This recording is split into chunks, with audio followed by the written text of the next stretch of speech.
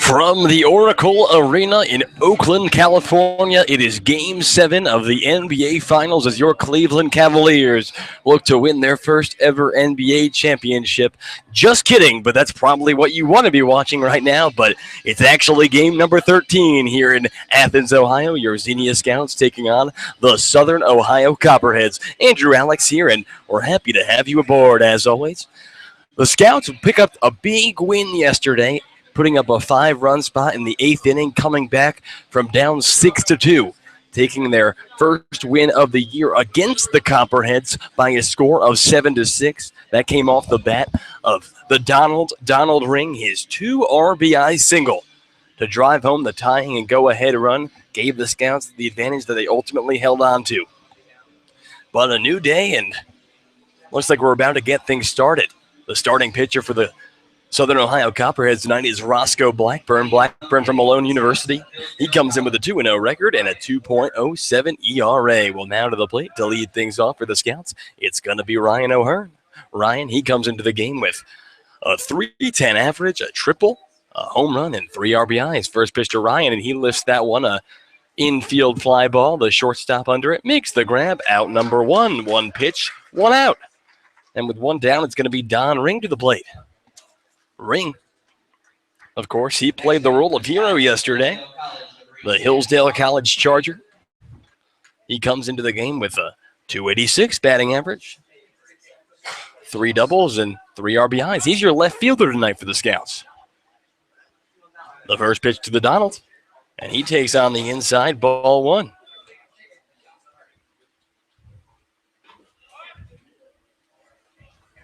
1-0.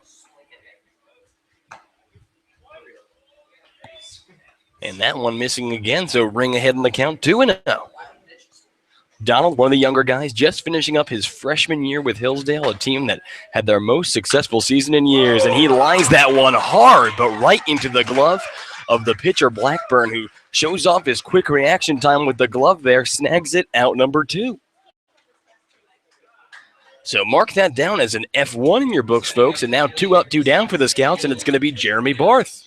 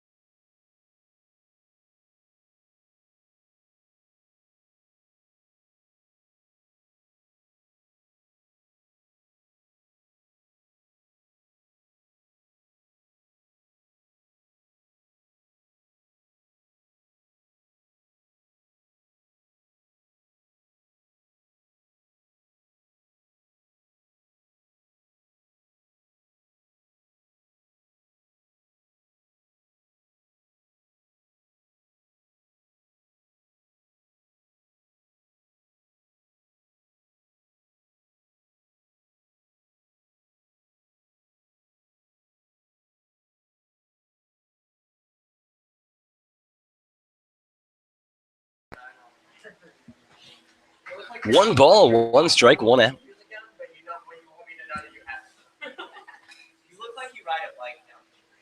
The pitch. And Solomon grounds that one, a chopper to the third baseman, Chandler Atkins. He goes to the second for the force. And they get the force at second. The quick Solomon over to first in time to prevent any chance of a double play there. But now it's 2 down and a man on first.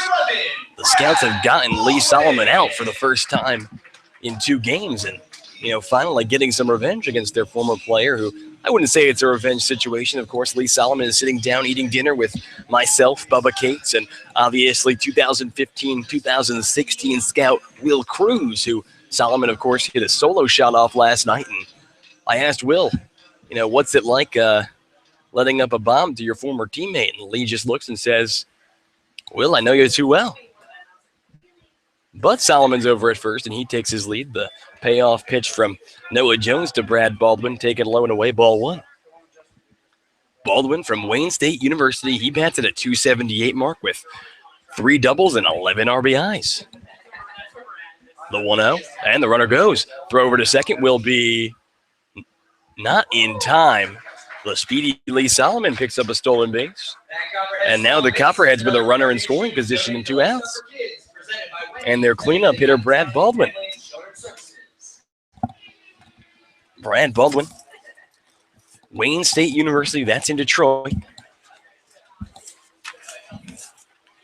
And this year at Wayne State, Baldwin batted .370 with 38 RBIs. Starting and playing in 47 ball games. 2-0 pitch. Jones attacking the zone there. Moves the count to 2-1. The California native, Noah Jones.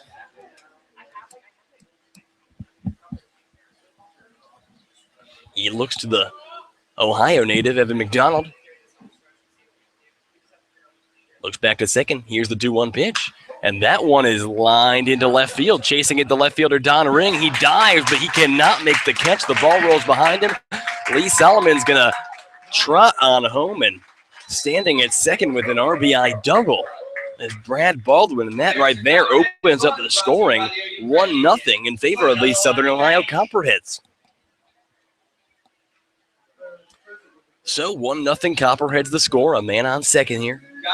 The RBI double from Brad Baldwin. That's his 4th double of the year, his 12th RBI on the season. Now it's going to be Hunter Walsh from the University of North Dakota to the plate. Walsh, the left fielder tonight, he comes in batting .357 with 5 doubles and a home run.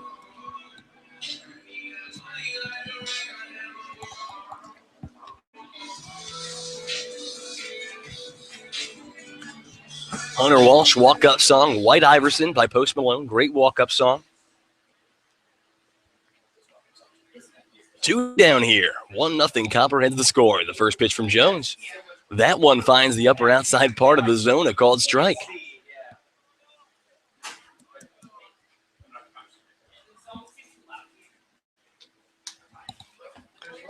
And now, of course, Lee Solomon scoring that run. He's now scored 3 runs against his former ball club.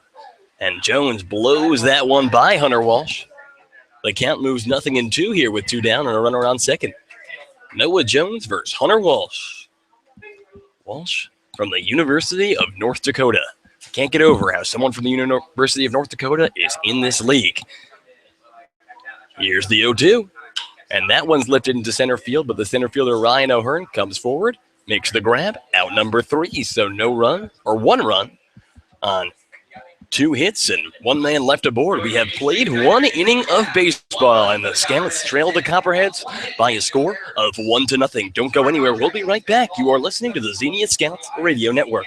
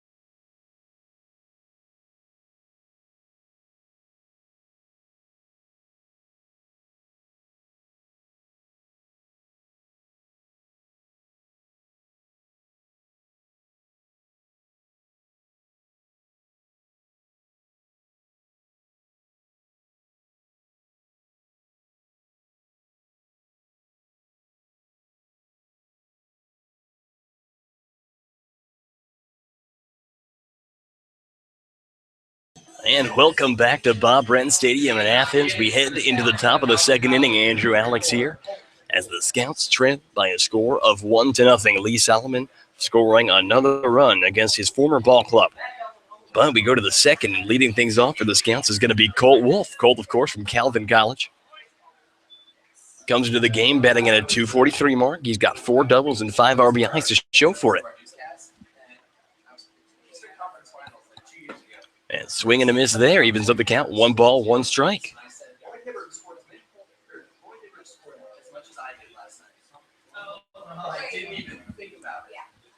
Blackburn, he delivers the 1-1.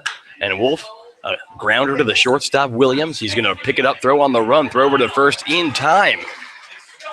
Good job there by Rose, extending and making the grab. A very athletic play by the shortstop, Ted Williams. Ted Williams, of course, no relation to baseball legend Ted Williams. I only can assume that.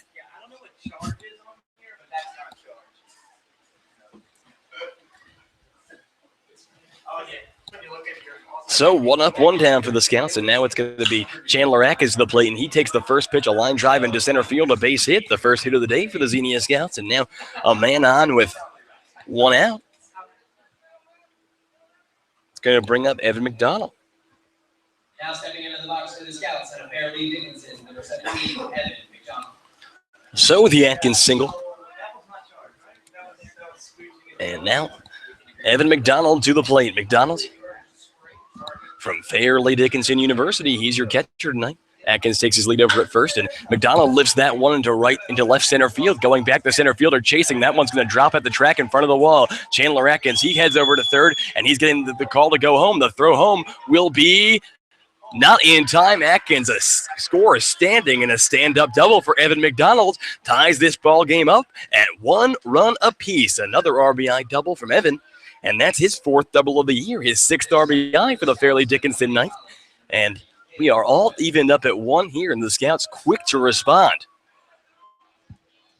And now it's McDonald at second with 1 out, a tie ball game, and Caleb Bloy at the plate.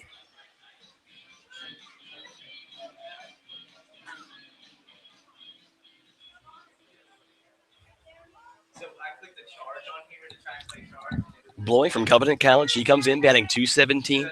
A little bit of a slow start, but he went 3 for 3 his last game he played in. He watches low and away, ball 1. We hope you get the chance to check out the Father's Day video on the Xenia Scouts Facebook page. The Scouts paying tribute to all of their dads as the 1-1 taken on the outside by Bloy. He's ahead in the count 2-0. Should have said the 1-0 taken on the outside. My mistake. Top of the second inning, 1 down. Evan McDonald over at second. A tie ball game, 1 run apiece. Here's the 2-0 pitch to Caleb Bloy. And that one finds a piece of the plate, moves the count to 2-1. Bloy, he's the first baseman tonight, and he'll rotate between him and Colton Wolf over at first. So he fouls the 2-1. Back into the screen, evens it up, 2 balls, 2 strikes here.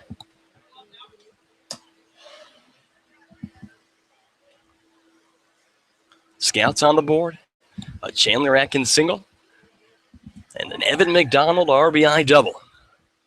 Quickly evening this game up.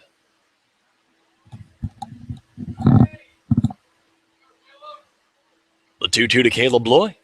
And he lines that one into right field, and it's going to drop, and yes, it will. Evan McDonald rounding third and coming home, and he will score standing. An RBI single from Caleb Bloy gives the Scouts a 2-1 lead.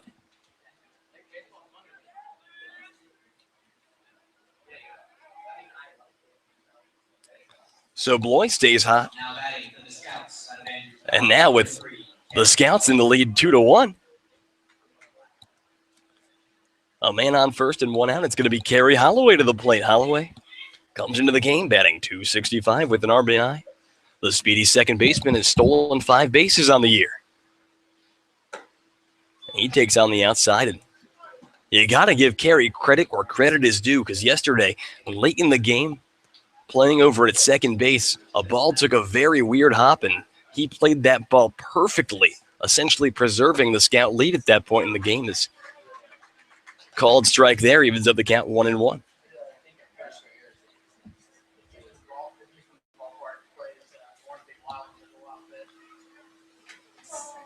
The 1-1 pitch, and the runner goes.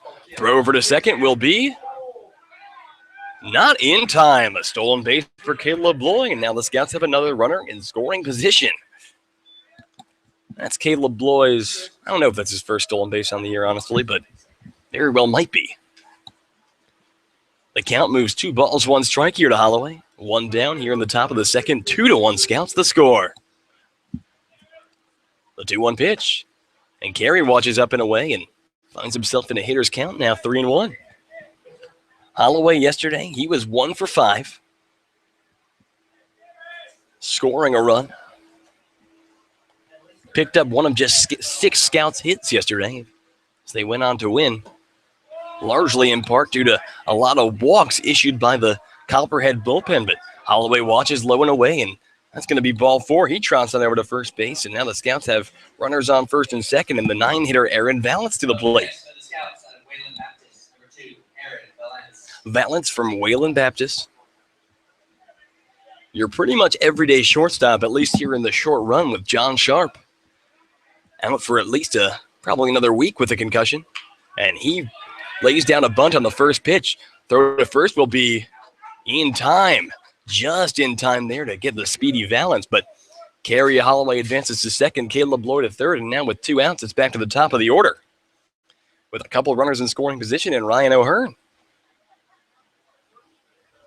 Stepping into the box for the Scouts out of Hillsdale College, number 4, Ryan O'Hearn. So how did we get here? Chandler Atkins singled, Evan McDonald RBI double, Caleb Bloy RBI single, Carey Holloway walked, a sac bunt from Valance, and now it's runners on first and second with 2 down. And Ryan O'Hearn to the plate. Ryan,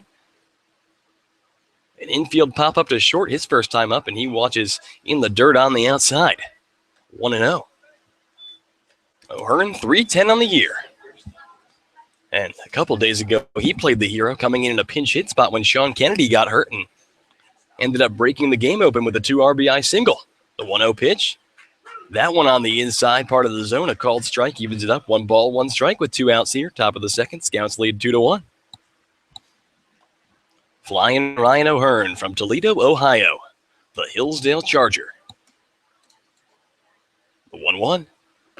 And check swing there from O'Hearn. Did he go? He did not. Ball number 2.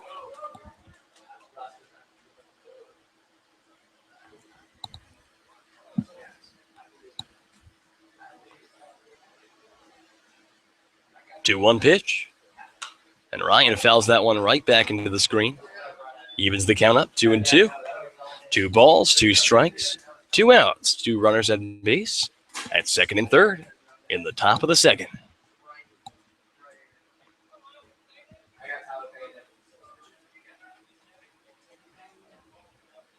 And Blackburn calls time there.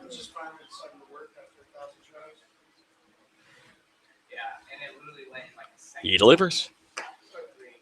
And that one, breaking ball missing just upstairs. The Copperheads fans don't like it. The count goes full, 3 balls, 2 strikes.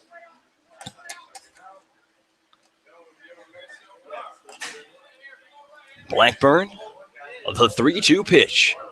And that one low and away, ball 4. So the speedy Ryan O'Hearn gets his first walk of the day. And now the base is loaded with 2 outs. And the man who last time he came to the plate with the bases loaded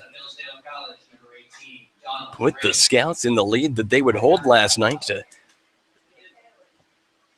finalize that comeback. His 2 RBI single in the bottom of the 8th inning, or the top of the 8th inning, I should say. It's the difference in that game.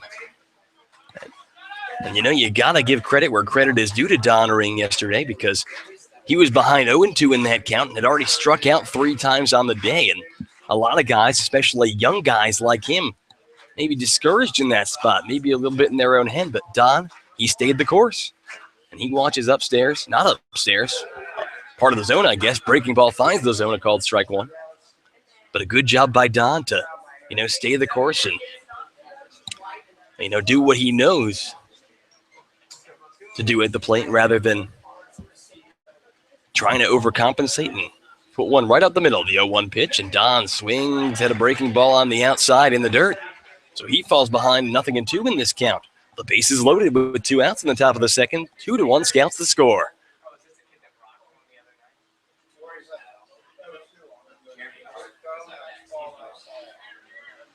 Jeremy Barth on deck.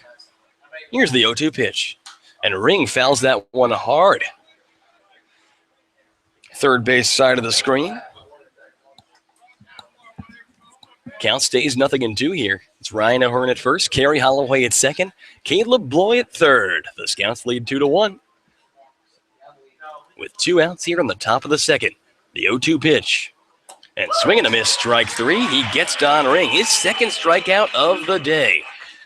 So it's 2 runs on 3 hits and 3 men left aboard, and we are in the middle of the second. The Scouts lead the Southern Ohio Copperheads by a score of 2-1. Don't go anywhere. We'll be right back. You are listening to the Xenia Scouts Radio Network.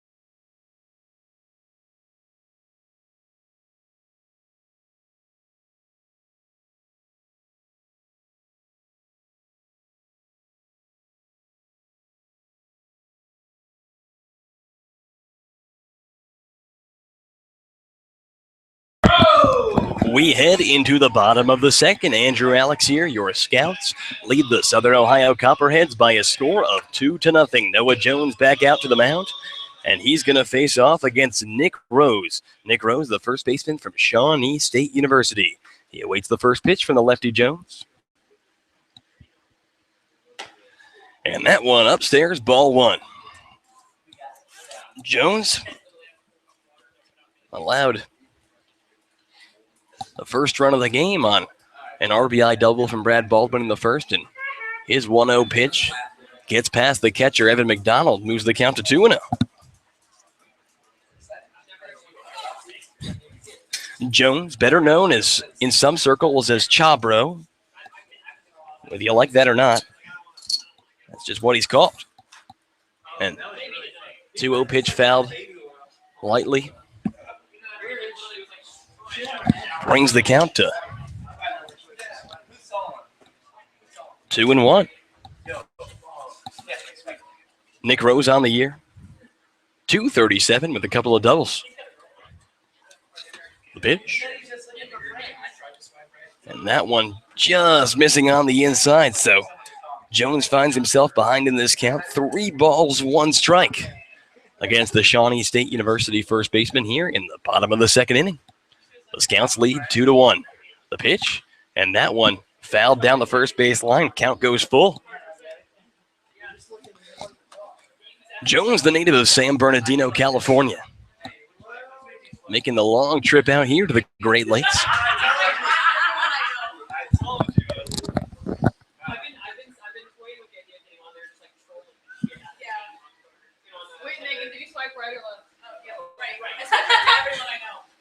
The 3-2 pitch. And that one's upstairs, ball 4. So the Copperheads with the leadoff man aboard. Stepping into the batter's box, your catcher, and Butler, number 12, Sam Russo. So with the leadoff man aboard, it's going to be Sam Russo to the plate. Russo from Butler University. That's in Indianapolis, Indiana. His season at Butler, not too much work. Just 3 for 10 on the year, which is, of course, 300 if you look at it numbers-wise, but he only got 10 at-bats, but a double in those 3 hits. Also picked himself up an RBI, so good for him there. A very young catcher. Butler, of course, playing in the Big East Conference, same as Xavier, a school in Cincinnati that we see a lot of players in this Great Lakes League from, as Jones blows the 1-0 pitch by him. Evens up the count, 1 ball, 1 strike.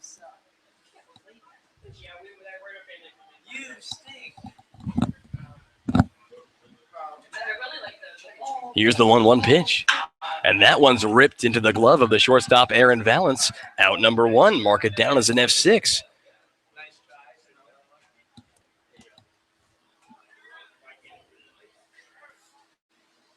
Copperheads fans, put your hands together for your right fielder out of Wayne State University, number 10, Tevin Rose.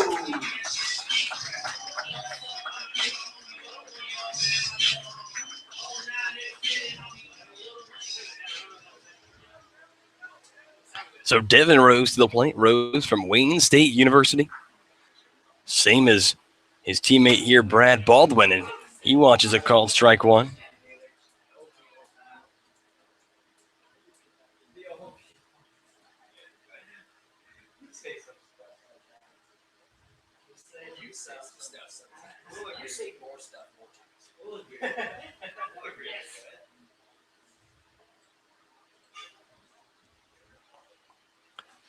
The 0-1, and swing and a miss there. Breaking ball got him. And Jones finds himself ahead in the count, 0-2 here with 1 down and a man on first. In the bottom of the 2nd inning, the Scouts lead by a score of 2-1. Jones still looking for his first strikeout of the day. The 0-2 pitch. And that one in there for a called strike 3. Cha, bro. He got him. Out number 2. His first strikeout of the day. And now 2 down and a man on in the bottom of the 2nd. And it's going to be Devin Garcia to the plate. Garcia. Number 7, Devin Garcia. Garcia, another Ohio Bobcat. He's hitting .244 on the season with 3 doubles. First pitch. Jones attacks the zone, a called strike. Garcia yesterday, he was 2 for 4. Scored a run, and a very successful day for a guy who, having a lower batting average, but he swings and misses at the 0-1 fastball from Jones, and Jones ahead in the count, 0-2 yet again.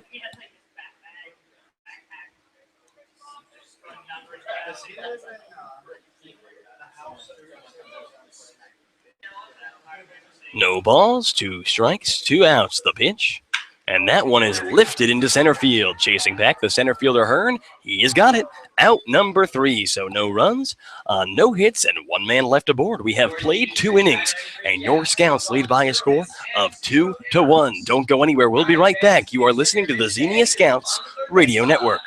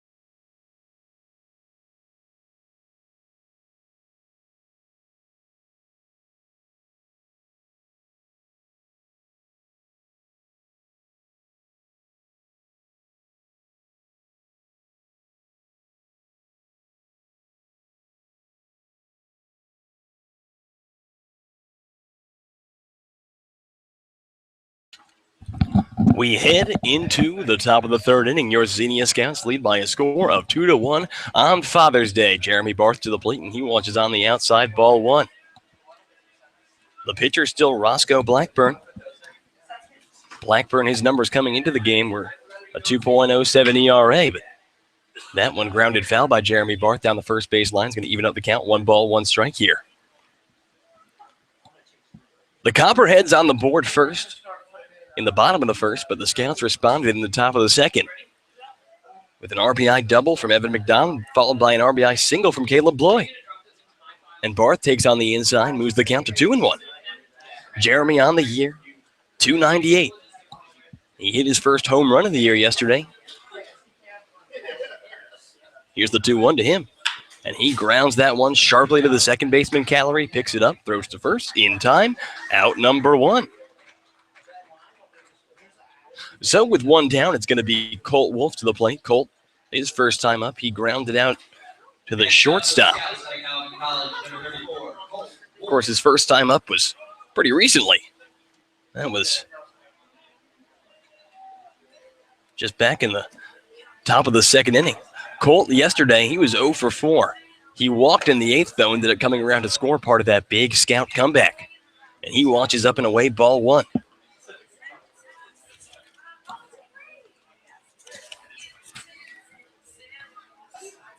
Wolf, he's 0 for his last 8, looking to get back out of this little miniature slump, but he hits a sky-high pop-up into center field. The sun in the way, and a couple of Copperheads collide, but the second baseman, Callery, does he hold on to it? He does. So that's out number 2. Pretty confusing play over there. Colt Wolf has to take a seat. I think the second baseman, Callery, was the one who got to that one, but truly, really and truly, the center fielder, second baseman, right fielder, and shortstop all basically collided with the sun in their eyes, and it looked like kind of a recipe for disaster for that Copperhead group right there, but someone held on, and now it's Chandler Atkins to the plate. Atkins watches the first pitch in the dirt, ball one. If you haven't gotten the chance to see the Scouts Father's Day tribute on our Facebook page, why don't go ahead and check it out. A really heartwarming tribute. A lot of the Scouts guys just going out and thanking their fathers. These guys who really molded them into the men they are today. A very heartfelt video. It's a tear shedder. And Chandler Atkins, the man at the plate, was actually the one who approached me and suggested that we make the video.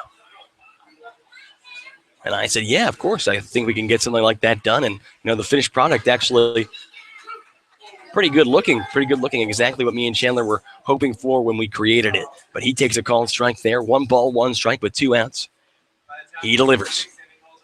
And that one bouncing in the dirt moves the count to 2-1. Atkins, his first time up, he singled the first hit of the game for the Scouts and ended up coming around to score on the RBI double on the very next batter, Evan McDonald.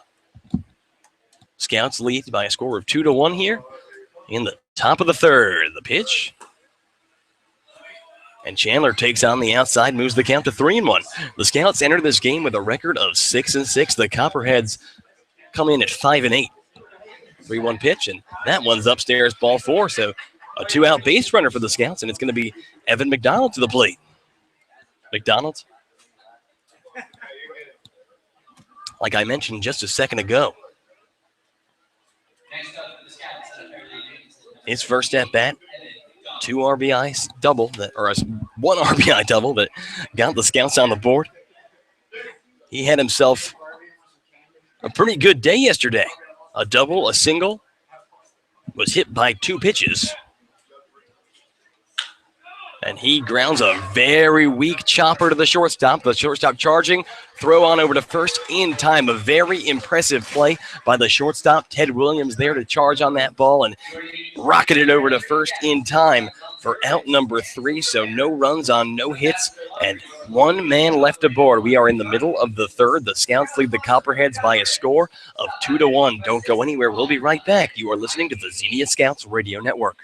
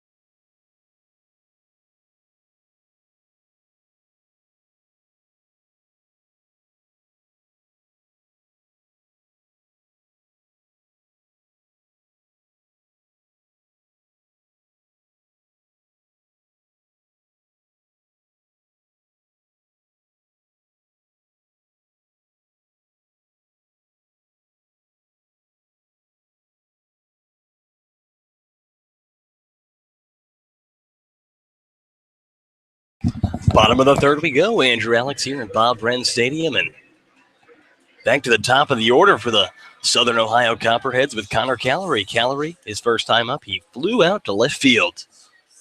Noah Jones after his second inning of work, or third inning of work, I should say.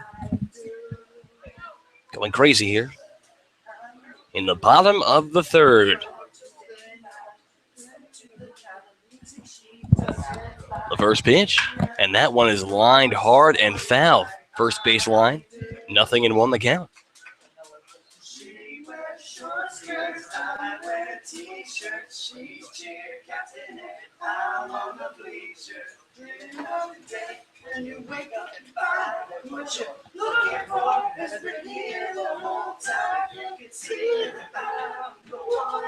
Jones, the 0-1. Breaking ball. Just misses on the outside, evens up the count, 1-1.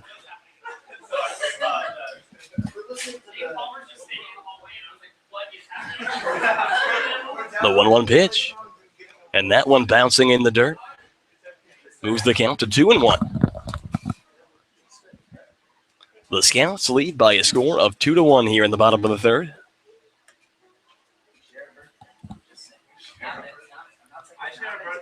Two 2-1 delivery. And that one missing on the outside yet again. So no.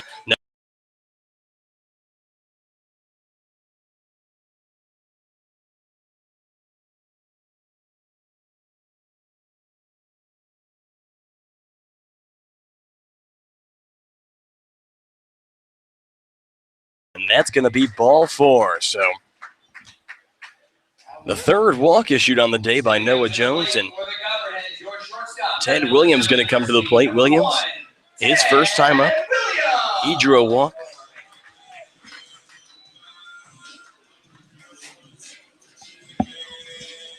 So a man on and nobody out for the Copperheads, as they trailed the Scouts by a score of 2-1.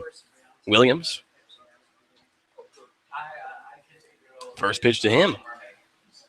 And Jones finds the outside part of the plate. Fastball there, a called strike. And McDonald going to come out to the plate and have a word with him.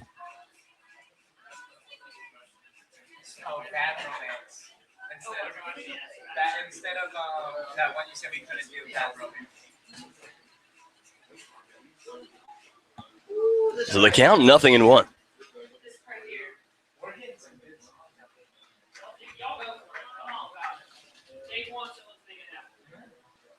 Jones, pickoff attempt over to first. Not in time.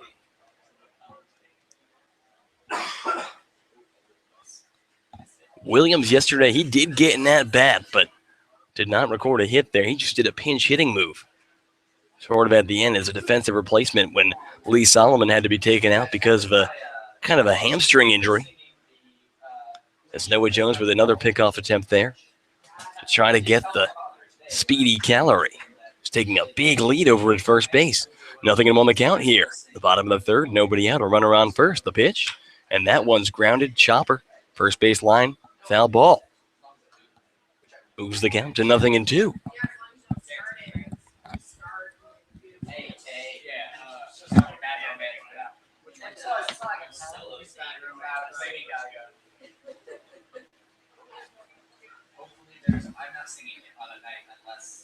Pickoff attempt again from Jones. Very concerned about Callery.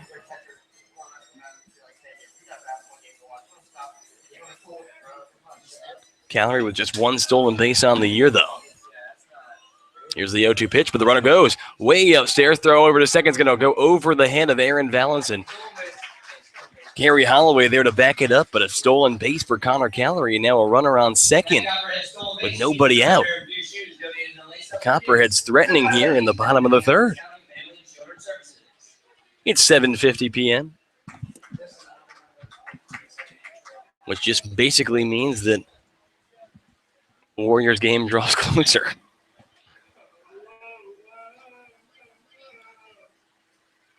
The 1-2 pitch, and that one's grounded. A chopper. Foul ball. Staying alive in the count at 1-2 is Ted Williams.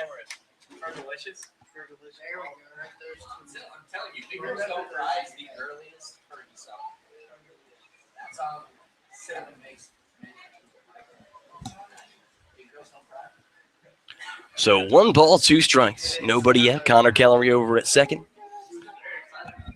Here in the bottom of the third, the Scouts lead by a score of 2-1. But the Copperheads threatening. Jones, he looks to the catcher McDonald, looks back to second. He delivers. And that one missing just upstairs, evens the count up 2-2.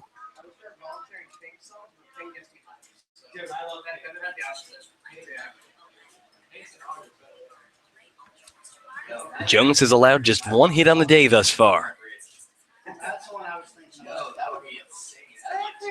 2-2 again. And that one fouled right back into the screen, so Williams stays alive.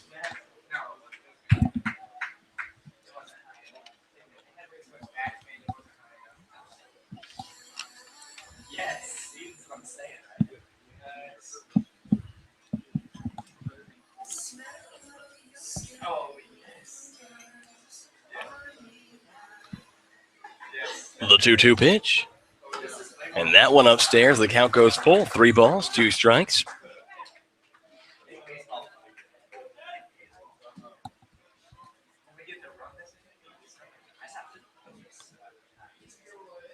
So 3 balls, 2 strikes, nobody out. Runner on second. The pitch. And that one fouled off yet again. So Ted Williams really working the pitcher Noah Jones here.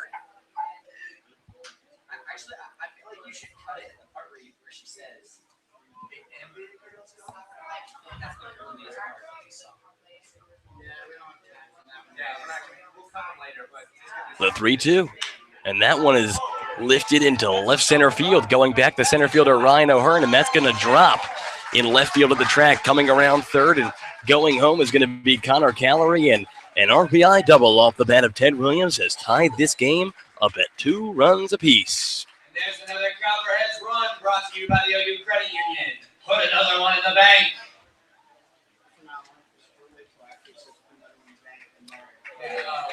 So Williams staying alive in that count there, fouling off ball after ball. And now the Copperheads with another runner on second and nobody out.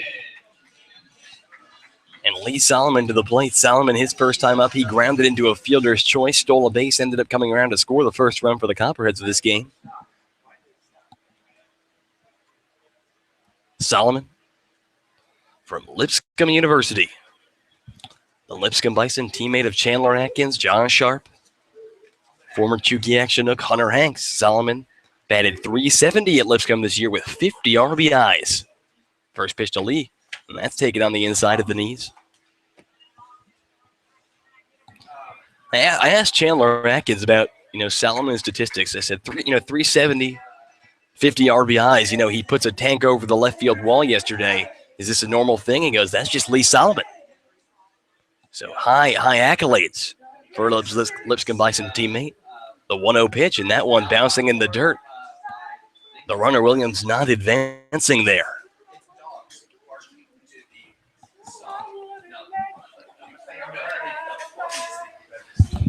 Something by Backstreet Boys or something.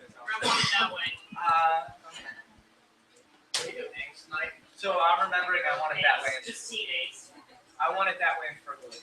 Here's the 2-0 pitch, and that one upstairs. The count goes 3-0. 3 balls, no strikes, nobody out. Lee Solomon at the plate. Ted Williams at second. A tie ball game at 2 runs apiece. And the meeting at the mound between McDonald and Noah Jones.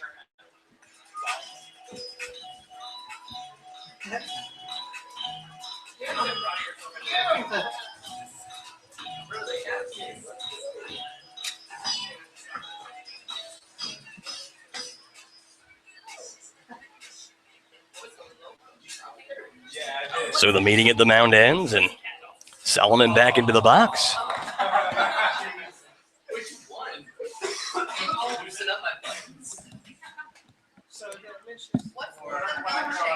The 3-0 pitch from Noah Jones. And that one finds the zone for a called strike. A get-me-acrosser from Jones. The count moves 3-1 here. Runner on second, nobody out. Solomon to the plate. Solomon on the year batting .350. A double, a home run, 3 RBIs. Here comes the 3-1 pitch. And that one low ball 4. So over to second base, or over to first, Leaf Solomon. And now it's runners on first and second with nobody out. And Brad Baldwin to the plate. Jets fans, make some noise for your third baseman out of Wayne State University, number 11, Brad Baldwin.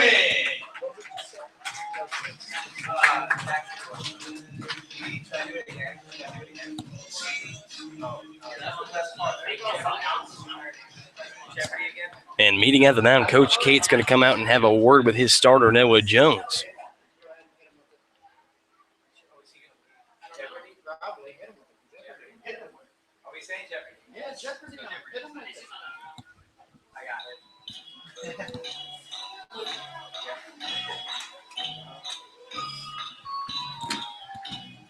And Kate's meeting at the mound. No clear work of anyone in the bullpen right now. Taylor Hargrove going out and maybe getting someone going.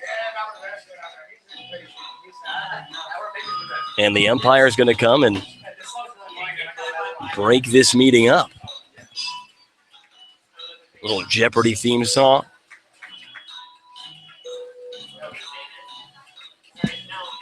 And Coach Cates heads back to the mound. It's runners on first and second and nobody out. A tie ball game. Jones allowing 2 runs on 2 hits thus far, but he has walked 4 batters on the day.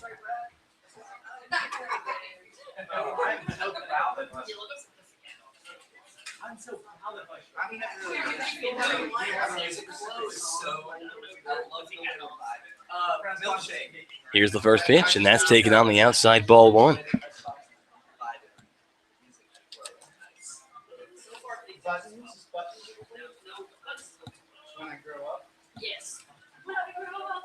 One now.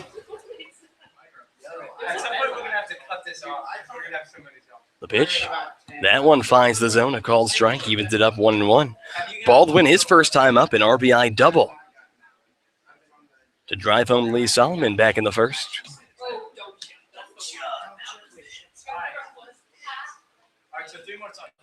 Noah Jones. He delivers. And that one missing low and away. Moves the count to 2-1.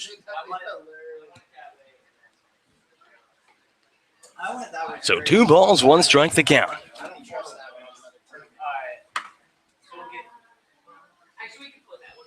The pitch. And that one's lifted into center field. Ryan O'Hearn chasing back. He's under it, makes the grab. The runner tagging up and going to third, but he will see the arm on O'Hearn and say maybe not. Heads back to second. That's out number 1.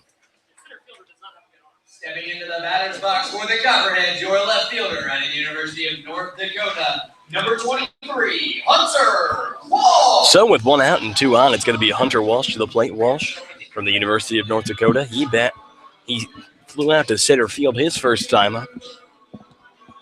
Walsh batting .357 on the year. 5 doubles and a home run.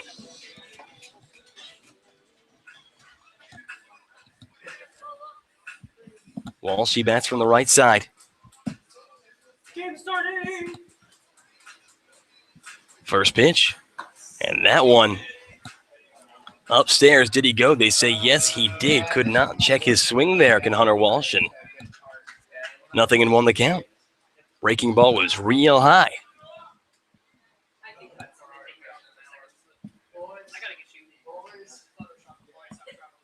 A 1. And he lifts that one into right center field, chasing back the right fielder and the center fielder. A diving try by Ryan O'Hearn does not make the grab. Rounding third and coming home is going to be Ted Williams. Lee Solomon's going to hold up at third, but an RBI double off the bat of Hunter Walsh gives the Copperheads a 3-2 lead. Put another one in the bank.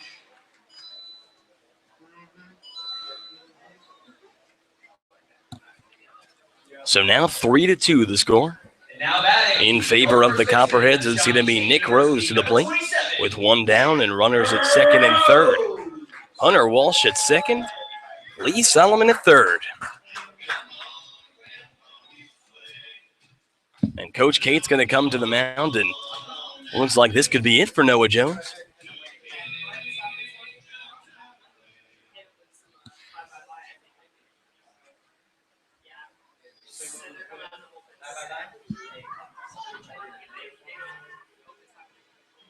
Meeting on the mound, and that's going to be it for Jones. His day is done, and looks like they're going to bring in the big lefty, Adrian Peraza, better known as Slug. So Peraza is going to warm up, and we're going to take a break. Don't go anywhere. We'll be right back. Adrian Peraza into the game. You are listening to the Xenia Scouts Radio Network.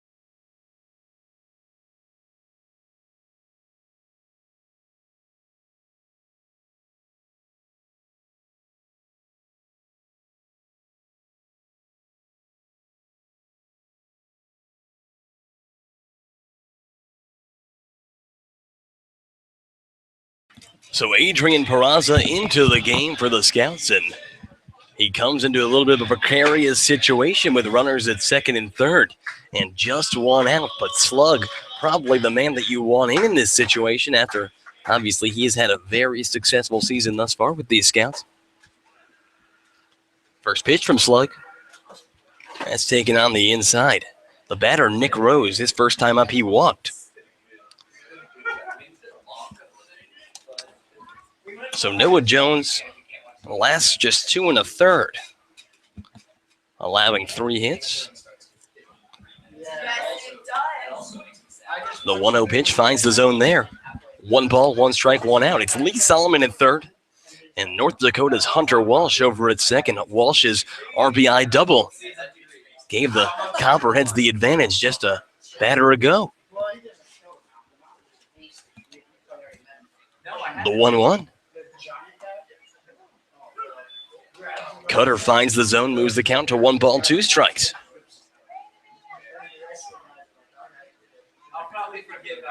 Couple of runners in scoring position. Peraza from Bethesda University. He is a native of East Los Angeles, California. The 1-2 pitch, and that one is drilled. But it was going to be a tank, but it went foul. Right field line. A sigh of relief there for Peraza. The count just stays 1-2. And despite Peraza's obviously very successful season thus far, the last ball he threw was a walk-off home run. But he has a 2.70 ERA on the year, and that one, high pop-up on the infield. Chandler Atkins does not make the grab in foul territory. And he doesn't make the grab. Lee Solomon sprinting home, but has to head back to third. And the sun getting in his eyes or something like that. But maybe almost a better thing, because just the angle that Chandler Atkins would have had to catch that ball at would have made it nearly impossible to turn around and rocket it home in the time to get Solomon. Of course, and he's jarring with Solomon, who's his teammate over at Lipscomb. Solomon just finishing up his sophomore year. Atkins his freshman year, so they're similar in age. The 1-2 pitch. And that one just missing off the plate. Maybe Peraza wanted that one. The score, 3-2 Copperheads. Runners at second and third with one out in the bottom of the third inning. On Father's Day, 2016, the 2-2 pitch misses low and away. The count goes full, 3 balls, 2 strikes. Peraza on the year, 6 2/3 innings pitched, 8 strikeouts. He's allowed just 3 hits. But a long fly ball will be enough to score one more here. Here's the 3-2 pitch. And that one is lifted high into right field. Going back, the right fielder Jeremy Barth at the track, the wall, and that is gone. A 3-run homer for Nick Rose. Breaks the game open for the Southern Ohio Copperheads. They lead by a score of 6-2. That one was just crushed over the right field wall. And there are 3 more Copperheads runs brought to you by the OU Credit Union. A couple more in the bank. so now the score 6-2 Copperheads. It's the second home run of the year allowed by Peraza.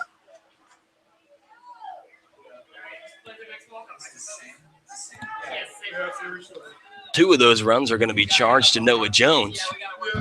Just one of them to Peraza, but And now stepping to the plate for catcher and a Butler, number 12, Sam Russo. not exactly what the scouts were going for. It's the 5th run plated here in the bottom of the third by the Copperheads, and now the batter's going to be Sam Russo.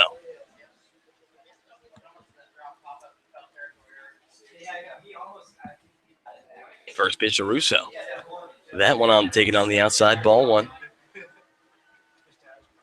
He knew it as soon as I went back. So he turned just like, we really need to climb. 1-0 the count.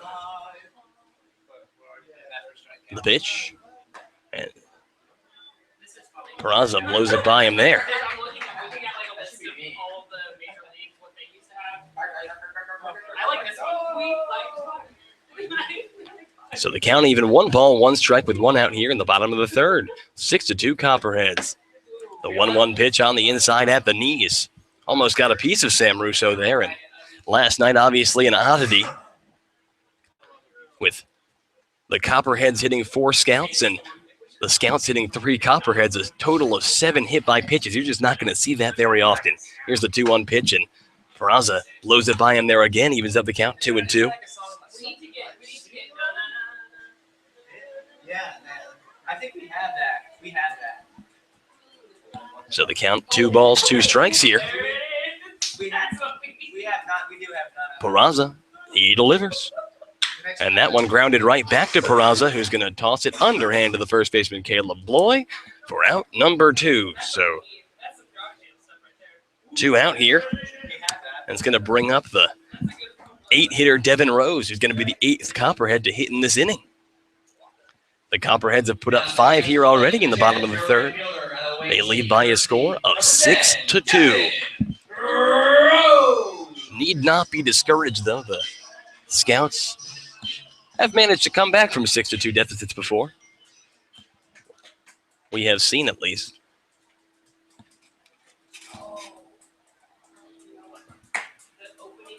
First pitch in there for a called strike. 0-1 the count. Devin Rose, his first time up, he went down looking. Rose from Wayne State University, in Detroit, Michigan. The 0-1 from Adrian. And that one upstairs by the shoulders and in. Moves the count to an even 1-1 with 2 down here. The lefty Peraza said he wanted to be a shortstop, but his high school coach told him he was too fat. And that one grounded by Rose to the shortstop Aaron Valance. Long throw over to first is going to be in time. He got him for out number 3. So 5 runs on 3 hits and nobody left aboard. And after 3 innings of play, the Scouts trail by a score of 6-2. Don't go anywhere. We will be right back. You are listening to the Xenia Scouts Radio Network. Well, Stuart Goldsberry and Goldsberry Wealth Strategies want to help you do just that by allowing you to reach out all you get by the best fans in Southeast Ohio this season. Goldsberry Wealth Strategies, your path to financial success.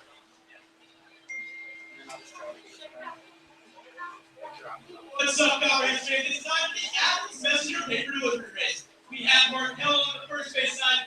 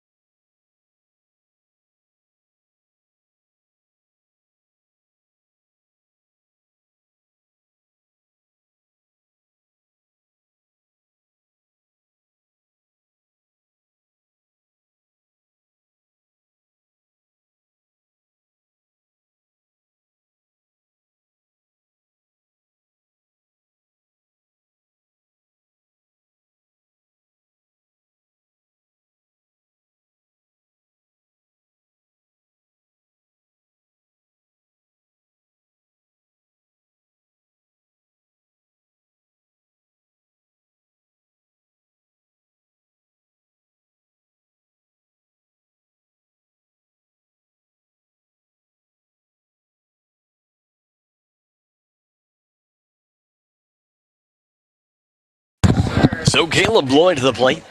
We head into the top of the fourth inning. The Scouts trail by a score of 6-2. He watches upstairs, ball one. Bloy, his first time up, an RBI single. Scored the second run of the day for the Scouts. As he fouls an inside pitch back into the screen, evens up the count 1-1.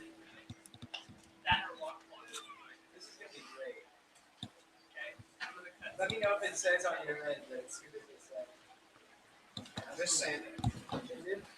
Oh, your message wasn't delivered yet. The 1-1 pitch. And that one's in there for a called strike. Moves the count to 1-2.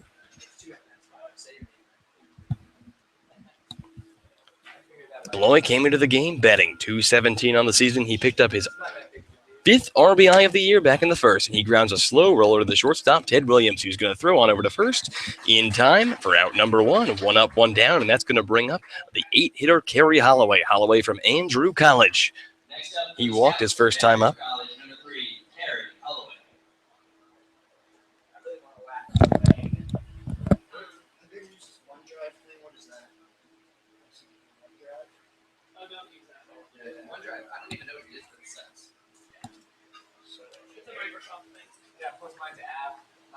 First pitch to Holloway, and that's up and away.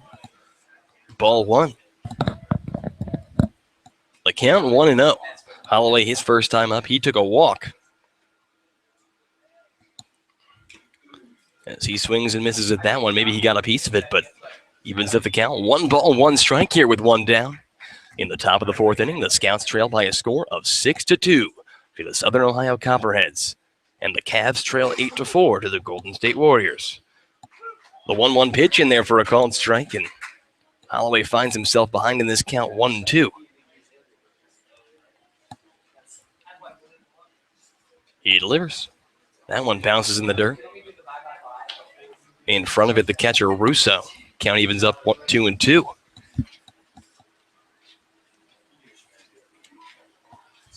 Two-two pitch, and that one's hard grounder to the shortstop. Ted Williams picks it up, throws to first in time. A couple of ground outs to short to start off the inning, and now with two down, it's going to be the 9-hitter, Aaron Valance. Valance, sacrifice bunt his first time up. Valance is from Wayland Baptist University in Wayland, Texas, playing for Coach Brad Bass out there in the NAIA Sooner Athletic Conference. He hit .370 on the year. This year with the Wayland Baptist Pioneers. First pitch to Aaron is taken on the outside, ball one. Valance, a teammate of current Chugiak Eagle River Chinook Will Bass. Plays second base up there for the AIA team in the Alaska Baseball League, and he watches a strike on the outside part of the plate. Evens up the count 1-1 here with two down on the top of the fourth. The Scouts trail the Copperheads by a score of 6-2. The pitch, an AV loops that one into shallow right field, and that's going to drop for a base hit. So the first hit of the day for Aaron Valance. And now it's a man on with 2 down and back to the top of the order with Ryan O'Hearn.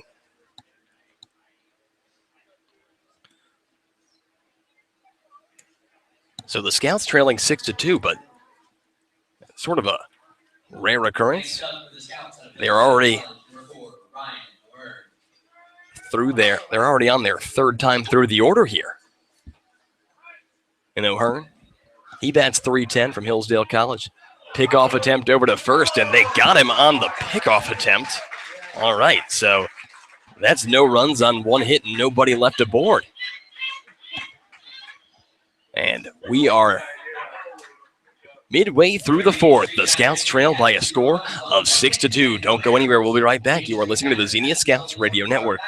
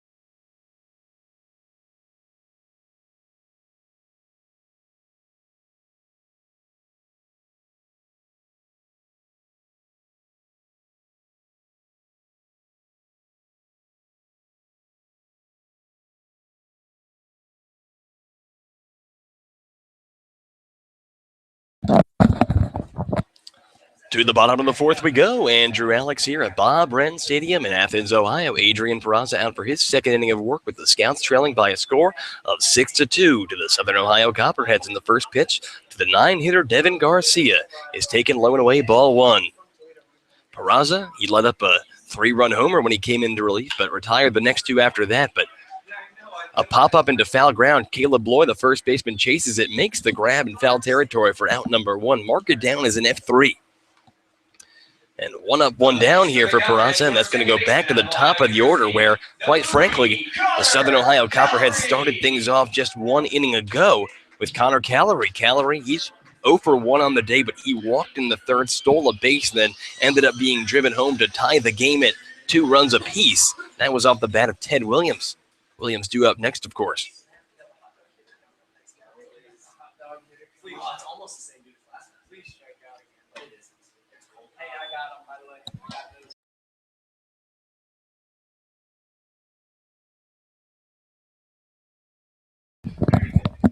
Want to know the count? To Callery from Ohio University. That one taken just off the plate, misses the zone, and called strike 2.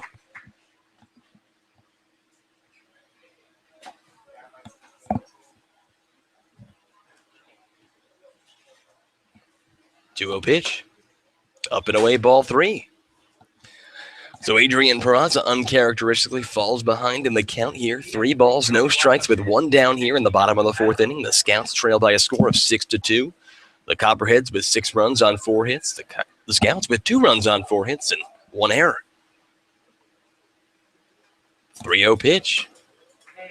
That one finds the zone for a call strike. Adrian Peraza gets himself across there.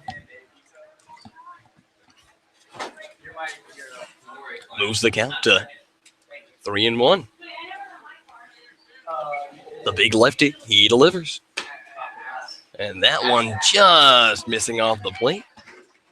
So Connor Callery issued his 2nd free 90 feet of the game. And now it's a man on with 1 out.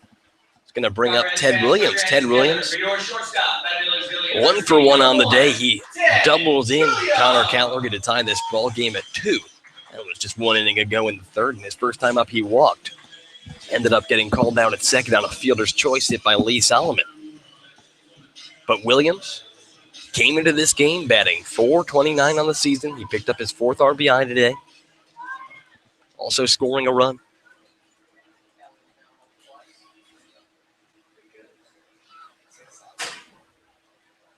And here's the pitch from Peraza, and that one's taken up and away. McDonald has to get up to get in front of that one. Good job by the Fairleigh Dickinson catcher. Peraza, the cut fastball guy. It's been quite effective thus far on the season. But that one lifted off the bat of Williams into center field. O'Hearn under it makes the grab out number 2.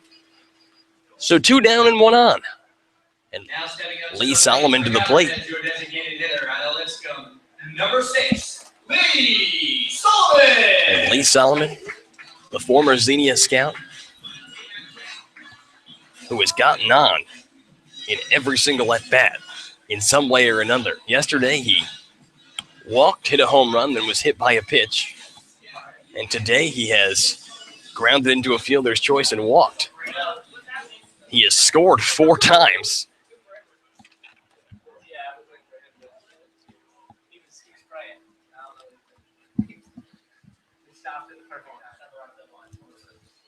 And the runner goes. And that one nabs Solomon right on the shoulder. He was showing bunting.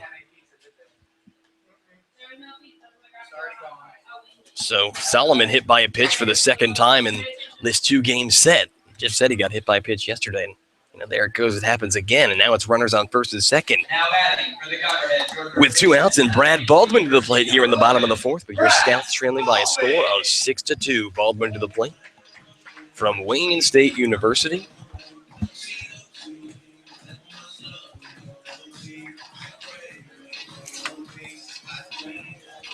Baldwin, he's 1 for 2 on the day. RBI double in the first, flew out to center in the third. Mentioned he's from Wayne State University. Wayne State finishing with a 28-24 record in their 2016 campaign. 19-13 in conference. First pitch to Baldwin taken on the outside part of the zone, a called strike.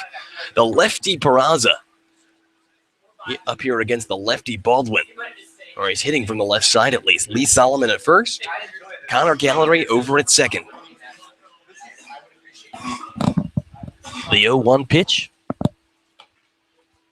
And Peraza finds the zone again. Same outside part of the plate fastball. He finds himself ahead in this count, 0-2.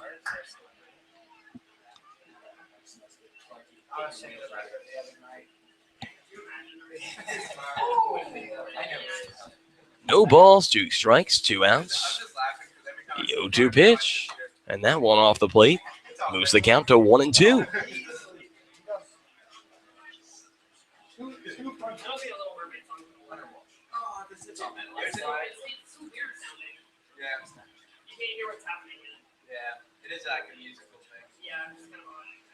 The 1-2 pitch, and that one is grounded a chopper to the shortstop Aaron Valance. He charges, picks it up, throws to first in time for out number 3.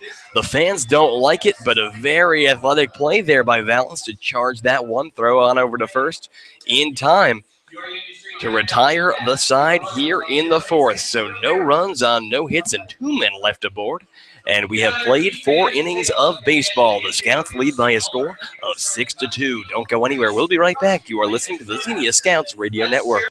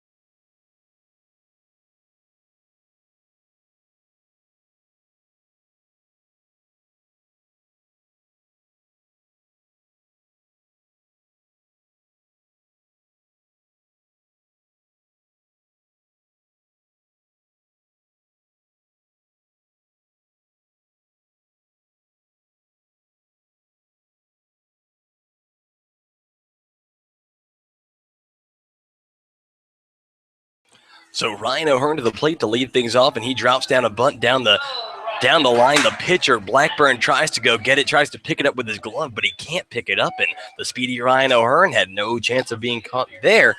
So I guess they're going to mark that down as an error on the pitcher. So E1, and the Scouts with the leadoff man aboard here in the top of the fifth inning. They trail by a score of 6-2. Now Don Ring to the plate. Don Ring, also from Hillsdale College, of course. 0 for 2 on the day, a fly out and a strikeout. First pitch up and in. Here on Father's Day 2016, which will most likely be known in history as the day that the Warriors played the Cavaliers in the NBA Finals, and pickoff attempt there.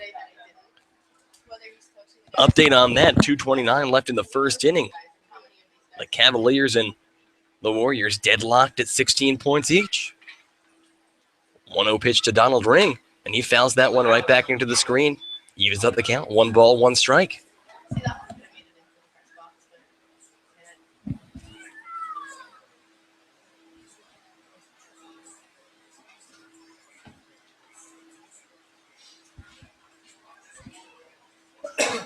One and one. Don takes fastball inside part of the plate, a called strike 2. He falls behind in this count, 1-2. Ring came into the game batting .286. 3 doubles, 3 RBIs. O'Hearn takes his lead over at first. Very speedy over there. He's dancing. And that one's in there for a called strike 3. That's a strikeout, sponsored by Car Contracting. Don't strike out on your next construction project. Call the professionals of Car Contracting. So with 1 down and 1 on, Colt Wolf, or Jeremy Barth to the plate. Jeremy Barth, Colt Wolf on deck. Barth, first pitch, and that's up and in. Jeremy on the day, he went down looking his first time up, grounded out to second, his second time up, so 0 for 2. 1-0, and he lifts that one, a fly ball into left field. Coming under it, the left fielder, Hunter Walsh, makes the grab for out number 2. Ryan O'Hearn back to first. And now 2 down, and the batter is going to be Colt Wolf. All right, Copperheads fans, our hot dog hitter, Colt Wolf, is now batting. If he strikes out, hot dogs are $1 for the rest of the inning. So let's heat up our pitcher and cool him down. Colt Wolf to the plate. He's 0 for 2 on the day, a ground out and a fly out.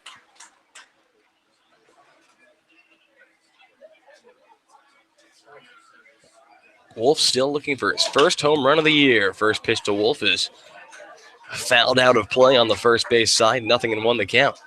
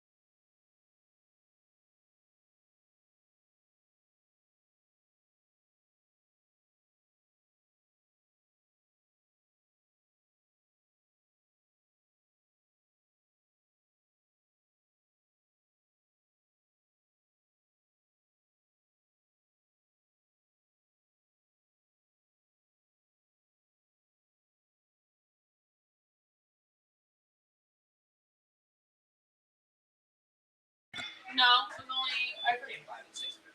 First Chandler Atkins. 3, 4. Like the I end count thing, 3-0 here. but like up until like the end of the fourth, it was really like back and forth. I'm sorry, I messed up. 3-0 pitch, and that one finds the zone, a called strike outside part of the plate. A hitter's 3-1 count here. Atkins, a guy who singled and came around to score the first scout run of the game. Colt Wolf takes a big lead over at second. The pitcher Blackburn, he delivers. And Atkins rips a rocket of a foul ball out of play. Those are the ones that if you're a fan, you got to watch out for. Balls and bats coming into the stands at high speeds can provide for a very dangerous environment.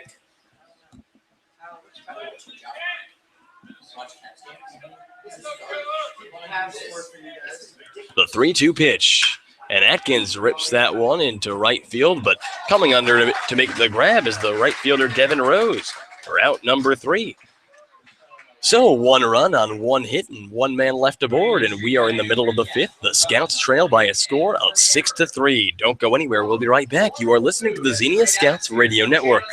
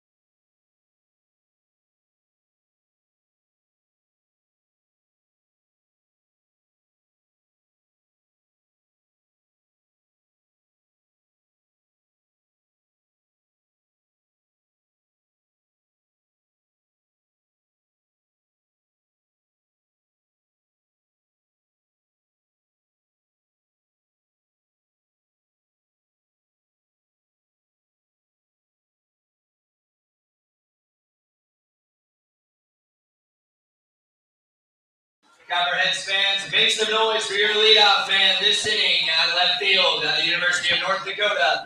Number 23, Hunter Walsh.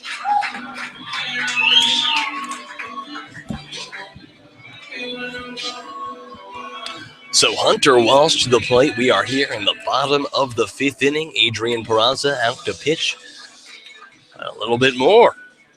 And Walsh on the day, 1 for 2. He doubled. Back in the 3rd, the score 6-3 in favor of the Southern Ohio Copperheads. Peraza, he looks to Walsh. The first pitch. That one finds the inside part of the zone, a called strike. Peraza still looking for his first strikeout of the day. He once struck out 7 in just 3 innings pitched against the Cincinnati team. 0-1, way up and way away. Evens the count up, 1-1.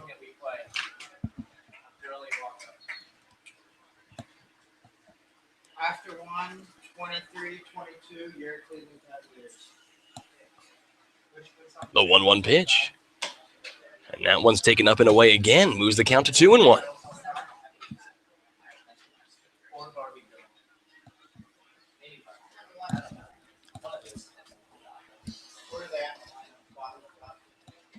Walsh, 357 on the year, and he fouls that one back into the screen. The count evens up 2-2. But you got to start with the good one. Yeah, true. All I actually think all of them are pretty decent ones. I think it'll tell us that. They're at McDonald's.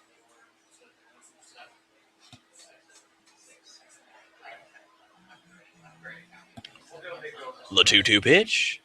And swing and a miss, strike 3. He got him swinging for out number 1. The first strikeout of the day for Adrian Peraza.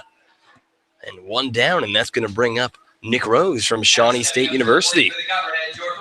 Rose, a guy that 27, Nick Rose. Rose, a guy that Peraza probably wants to get the best of right here. Granted, the last time Nick Rose was at the plate against Adrian Peraza, he hit the 3-run homer that broke this game open. So first pitch from Peraza, and pounds the zone there, called strike one.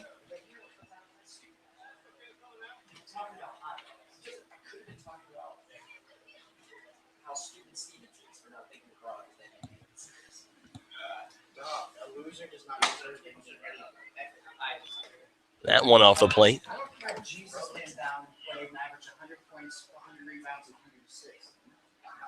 The count, 1 ball, 1 strike, with 1 out here. The pitch, I also don't see that happening in missing on the outside. basketball. One time, Larry Bird said Michael Jordan is Jesus of basketball. You can look that up. That's an actual quote from The 2-1 pitch, and that one finds the zone for a called strike 2. Cut around the outside part of the plate. We are even, 2 balls, 2 strikes, with 1 out here in the bottom of the 5th inning. The Scouts trail by a score of 6-3. Rose, he awaits the pitch from Peraza. Peraza, he delivers. And that one fouled hard down the left field line. It's going to hook out of play, and we're going to do it all again.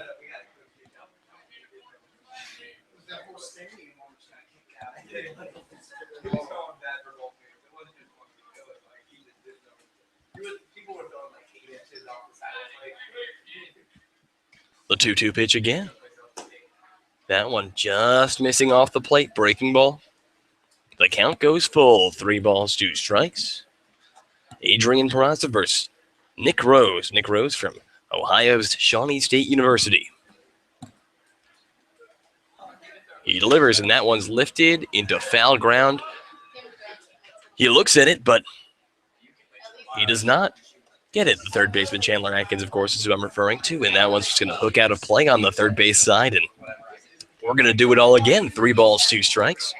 A full count. Adrian Peraza trying to get some revenge on the guy who put 1 out his last time up. Peraza delivers. That one in there for a called strike 3. He got him.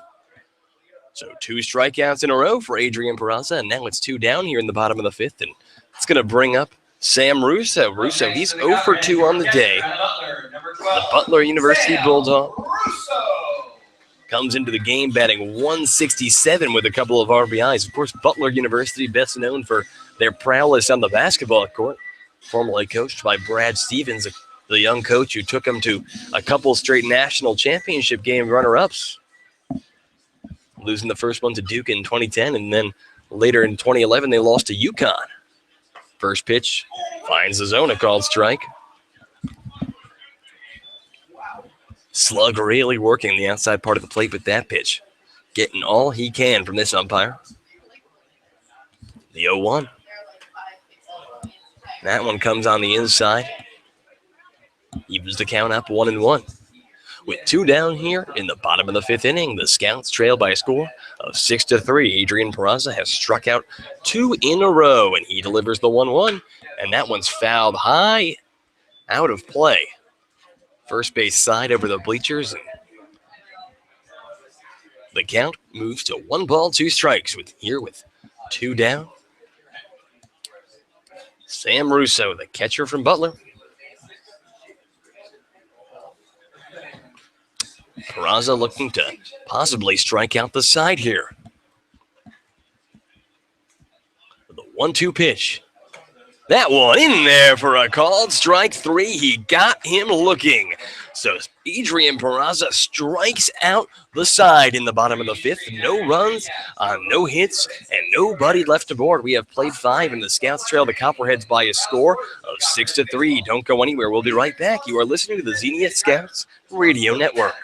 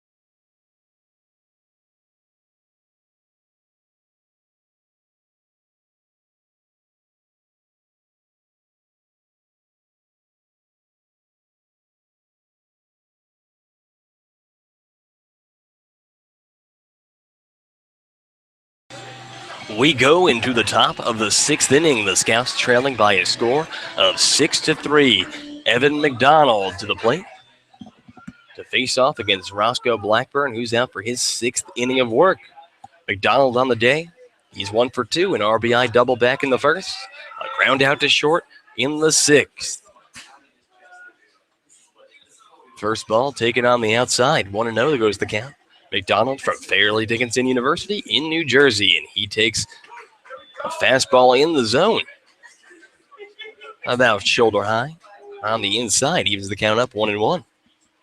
Blackburn, he shakes off the catcher Russo, but now he has what he wants, and that pitch is lifted into deep center field. Going back to center fielder Garcia at the track, the wall, and that one's going to bounce at the warning track. Rounding first and going to second is Evan McDonald, and he's going to pull on the brakes there. The second double of the day for Evan McDonald, and the pot keeps stirring for the Xenia Scouts. They have a runner on second and nobody out, and it's going to bring Caleb Bloy to the plate. Bloy, he's singled. Back in the first, an RBI single that brought home McDonald. Bloy from Covenant College, he's 1 for 2 on the day.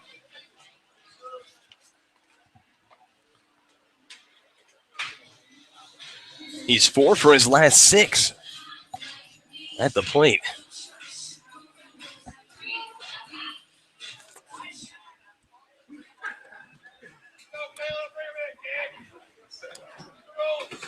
First pitch to Bloy. That one a strike on the outside part of the plate. 0-1 goes the count. Evan McDonald over at second here with nobody out in the top of the 6th. The Scouts trail the Copperheads 6-3. The Scouts with 3 runs on 6 hits. The Copperheads with 6 runs on 4 hits. The 0-1, and that's grounded back into the box. Falling behind in this count, 0-2 is Caleb Bloy.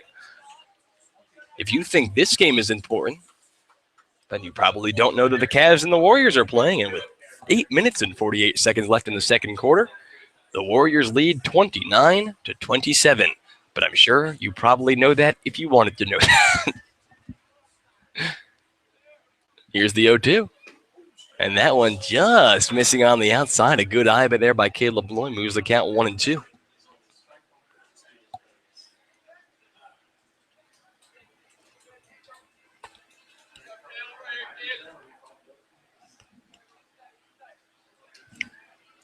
One-two pitch. Breaking ball on the outside evens up the count 2-2.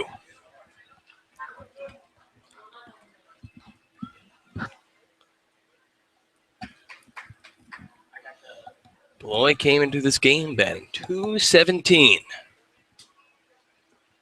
Picked up his 5th RBI of the season today. The 2-2 pitch. He watches a called strike 3 on the lower outside part of the plate. That's a strikeout, sponsored by Car Contracting. And he goes down looking for out number 1. That's going to bring Kerry Holloway to the plate. Holloway, on the day, he's 0 for 1, a ground out to short in the 4th. He walked in the 2nd. .265 on the year with an RBI. Just finished up his freshman year at Andrew College in Georgia. Kerry hails from the Metro Atlanta area. Next up for the Scouts of Andrew College, number 3, Kerry Holloway.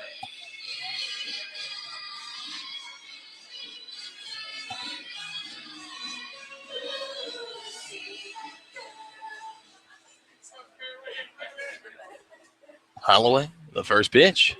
And that one way up and away. Good job there by Russo. Quick reaction time. Make sure that ball doesn't go back into the screen, because at that point, McDonald advancing on over to third.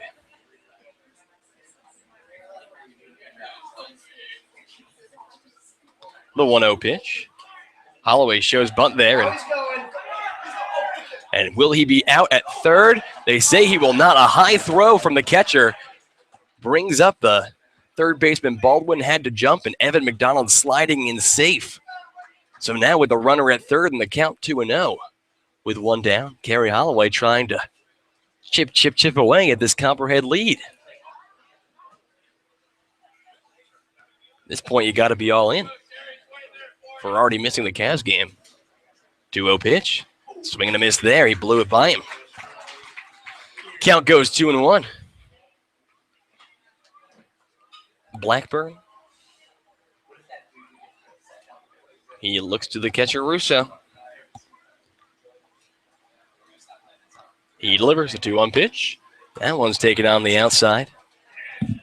A 3-1 count. Aaron Valance in the on-deck circle. Evan McDonald over at third. Takes his lead. The 3-1 pitch.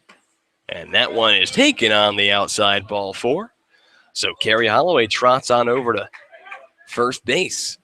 And now it's runners at the corners with one down.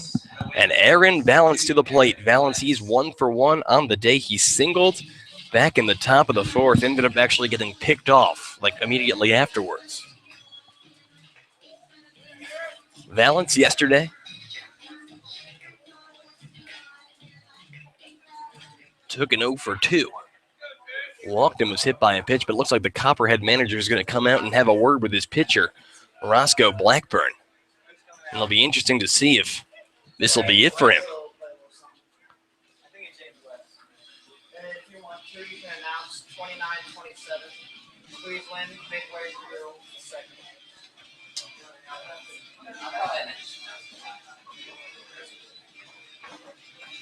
Should have done that part. So the meeting at the mound. And will they take the ball from the pitcher, Blackburn? And Iman Shumpert in the Cavaliers game drawing a foul. Hitting a 3. So he has a chance for a 4-point play now with the Cavaliers leading 30-29. Just for those of you interested. I'm certainly interested, but looks like they're going to keep their man Blackburn in. Bailey said it looks like Riley. That is not good. This is still Roscoe.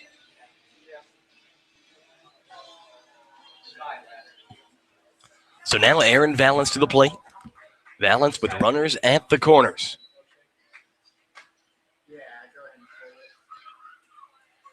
The first pitch, and that one's on the inside, and it gets past the catcher Russo. Coming in to score is going to be Evan McDonald, and the score is now 6-2, or 6-4 in favor of the Copperheads. Now a runner on second, and still just one out. Aaron Valance represents the tying run at the plate.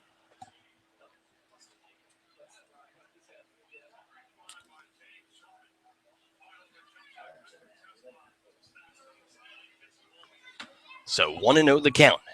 Aaron Valance, he singled his last time up. And Roscoe Blackburn with the pass ball there, just giving a layup there to the Xenia Scouts. And the 1-0 fouled back.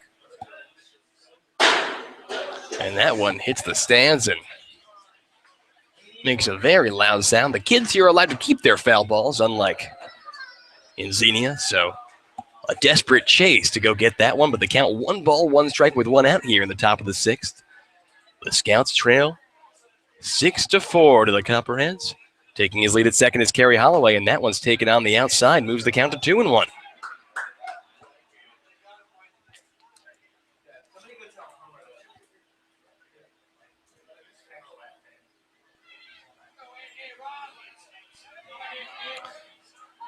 Blackburn looks back to Holloway at second. Here's the 2-1, and that one's low and away, ball 3. So Aaron Valance from Wayland Baptist, your shortstop, he finds himself in a hitter's count now as the Scouts try to claw their way back into this ball game. The 3-1 pitch. That one gets itself across over the plate. They said they was playing catch.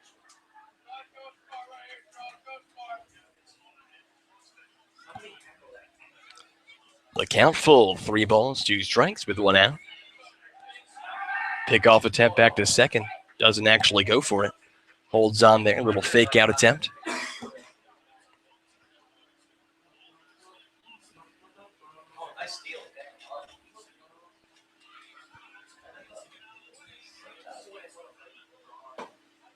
And that one's low and away, ball 4. So Roscoe Blackburn walks Aaron Valance, and now back to the top of the order with Ryan O'Hearn. Still just 1 out, and the manager going to come out, and looks like that's going to be it for Roscoe Blackburn, and we're going to take a break. Don't go anywhere. We'll be right back. You are listening to the Xenia Scouts Radio Network.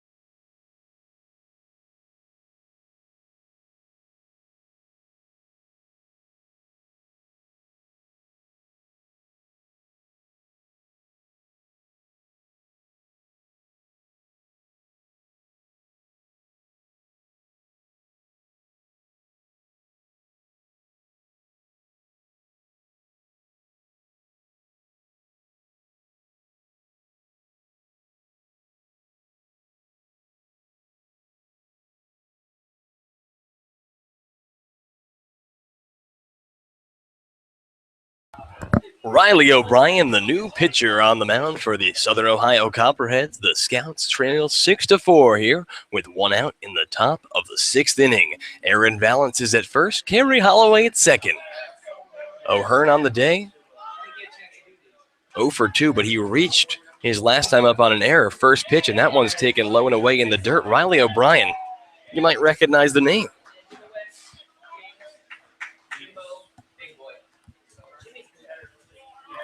That's because he won it yesterday.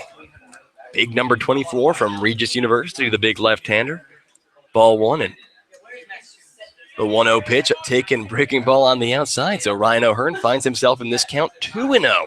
The Scats have already scored one here in the top of the 6th. The tying run at first in Aaron Valance. The 2-0 pitch, and breaking ball missing on the outside again. So Riley O'Brien, the new pitcher here. 3 pitches, 3 balls. And doubt that they're giving Ryan O'Hearn the green light here. The 3-0 pitch, and that one's taken way inside. Ball 4, a 4-pitch walk for Riley O'Brien. And now the go-ahead run on first, and Donald Ring to the plate. Stepping up to the plate for the Scouts at Hillsdale College, number 18, Donald Ring. So that's the second walk of the day drawn by Ryan O'Hearn. And it's the bases loaded and 1 out. The Scouts trail by a score of 6-4, and Donald Ring, the man who played the role of hero last night with his 2 RBI single, that gave the Scouts the lead in the top half of the 8th. Seeing if he can play the role of hero yet again. First pitch, breaking ball taken on the outside, ball 1.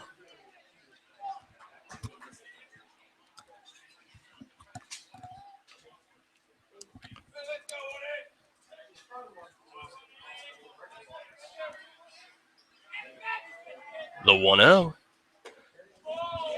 And breaking ball misses on the outside, ball 2. I sound like a broken record. The count, 2-0. It's Kerry Holloway at third. Aaron Valance at second. Ryan O'Hearn at third. Ryan O'Hearn at first. Ring, he awaits the 2-0 pitch. There it is, and that one finds the inside part of the zone, a called strike 1. Moves the count to 2-1. Jeremy Barth on deck if we get to him. Don Ring with the opportunity to mount yet another Xenia Scout comeback. Riley O'Brien, the lefty on the mound.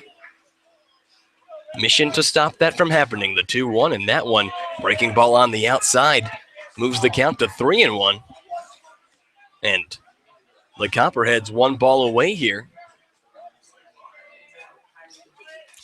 from walking a runner home. 3 balls, 1 strike, 1 out. O'Brien, he delivers. And that one just clips the outside part of the zone. A called strike 2. The count goes full. Ring is 0 for 3 on the day with a couple of strikeouts, 1 swinging, 1 looking. Also hit a rocket of a liner back to the pitcher in the first. The Hillsdale College Charger, whose first career home run was a grand slam. It was actually his first career hit. He calls time. He doesn't like how much time O'Brien was taking there at all. He steps back into the box. He bats from the left side. Versus the left-handed pitching O'Brien, the 3-2 pitch. And that one is ripped into right field, a base hit. Coming home, Kerry Holloway. Aaron Valance given the red light over at third, but an RBI single off the bat of Don Ring brings the score to 6-5.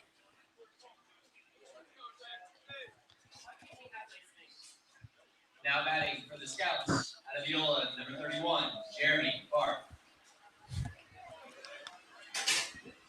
So now it's Jeremy Barth to the plate, and the big, powerful right fielder from Biola University, the man nicknamed Dad here on Father's Day, he has the opportunity, even with just a long fly ball, to bring home the tying run.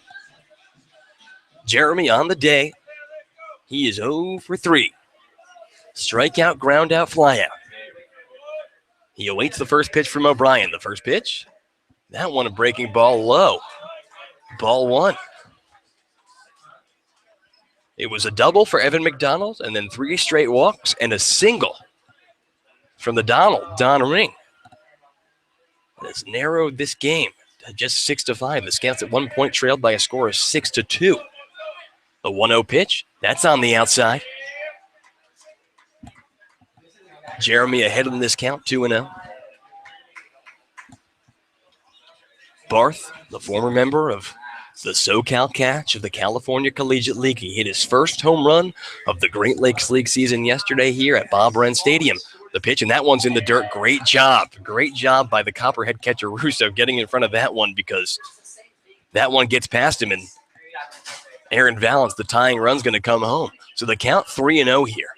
He's going to have to give Barth something to hit. The 3-0 pitch, and that one finds the zone. Get me across, says Riley O'Brien. Moves the count to 3-1.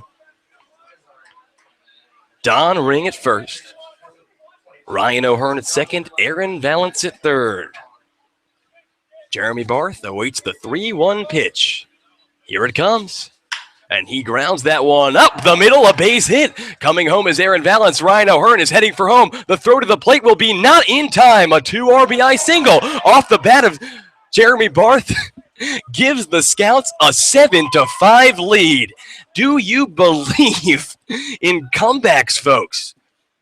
2 nights in a row it happens, and the throw over to second to try to get Donald Ring just flew into center field, so he ends up advancing to third. So now it's runners at the corners, and still just 1 out. The Scouts lead by a score of 7-6 here in the top of the 6th inning. And the manager for the Copperheads has had just about enough of Riley O'Brien, and that is his night right there. So 1 out here in the top of the 6th, runners at the corners, a pitching change for the Copperheads. We'll be right back. Don't go anywhere. Scouts lead 7-6. You are listening to the Xenia Scouts Radio Network.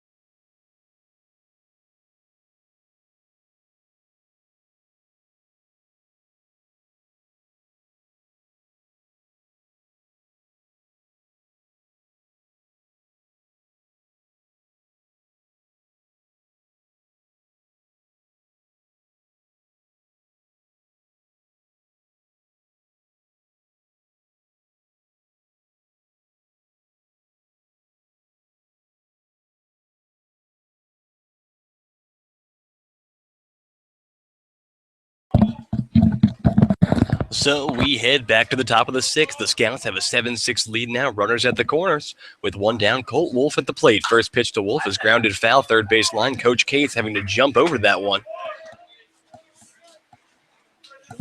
New pitcher into the game for the Copperheads. It's James West from Shawnee State University, the big 6'2 righty.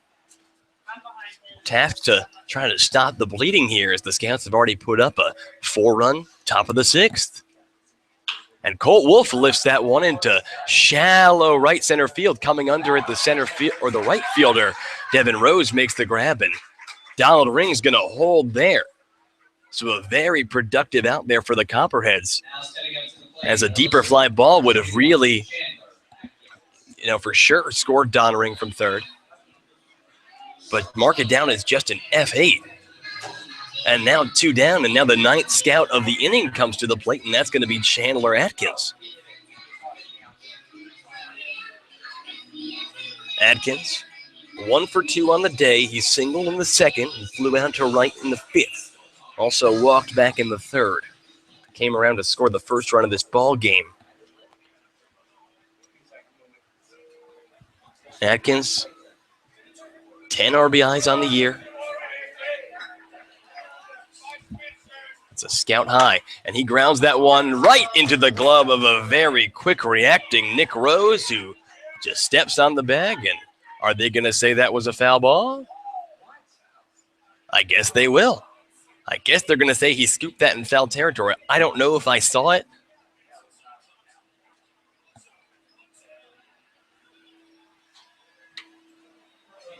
Oh, no, they're going to say he balked? They're going to say he balked? Wow. Is that the deal?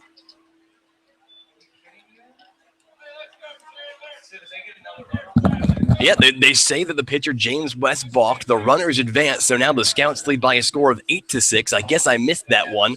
That's a tough one, and the 0-1 pitch finds the zone. 8-6 the score.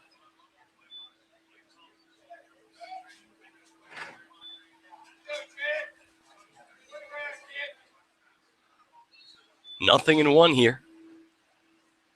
Atkins, he awaits the pitch. And that one grounded foul. First base line.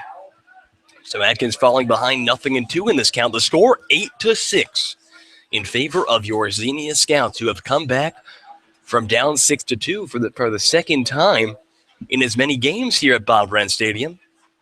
It'll be interesting to see how their bullpen holds up when tasked to hold this lead. The pitch. And that one grounded slowly. The throw on over to first will be in time for out number 3. But 5 runs on 3 hits and 1 man left aboard. We are in the middle of the 6th. The Scouts lead the Southern Ohio Copperheads by a score of 8-6. Don't go anywhere. We'll be right back. You are listening to the Xenia Scouts Radio Network.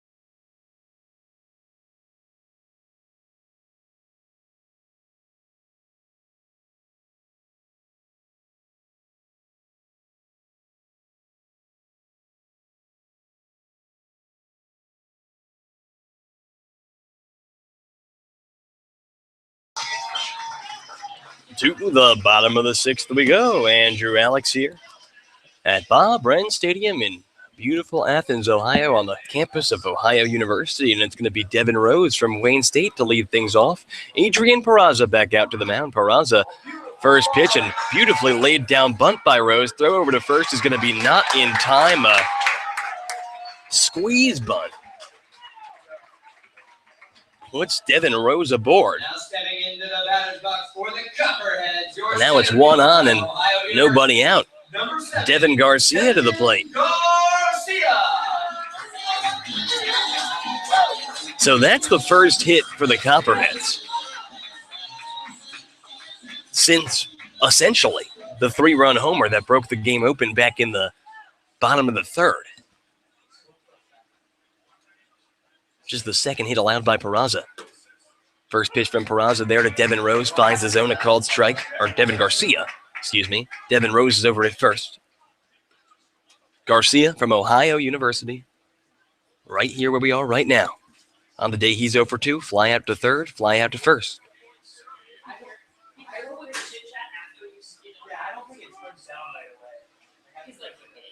Time called by the catcher McDonald. Scouts lead 8-6 here.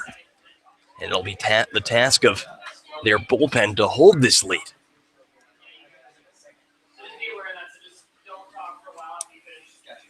Nothing in one. That one finds the zone, a called strike 2. McDonald up, fakes over to first to see if Devin Rose was going a little too far, but doesn't end up throwing the ball there. And regardless, Peraza, wearing Jackie Robinson's number 42, finds himself ahead in this count. No balls, 2 strikes, but nobody out here. The bottom of the 6th inning, Scouts lead by a score of 8-6. Peraza looks to the catcher McDonald. Rose taking a lead over at first. The lefty, he delivers. And that one's fouled back. Count stays 0-2.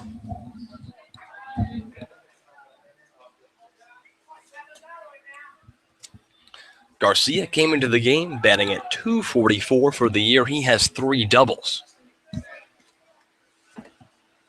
And I believe it was Devin Garcia yesterday.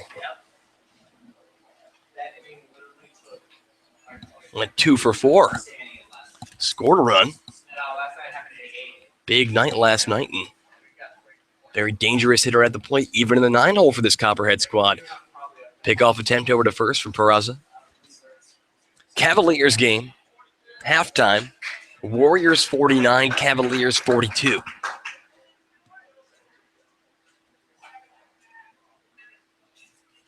Attendance for sure down here because of that. The runner goes. That one ripped right over the glove of the shortstop, Aaron Valance. Runner goes to third. The throw to third will be not in time. A double for Devin Garcia. And now it's runners at second and third and nobody out. And even as just the Scouts just got this lead, now they're finding themselves in a jam to get out of and try to hold the lead.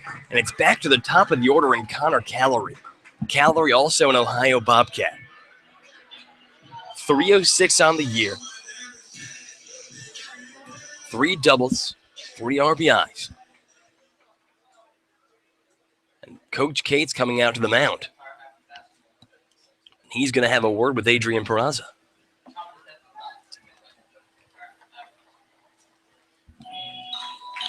Looks like Walter Rook being sent out to the bullpen.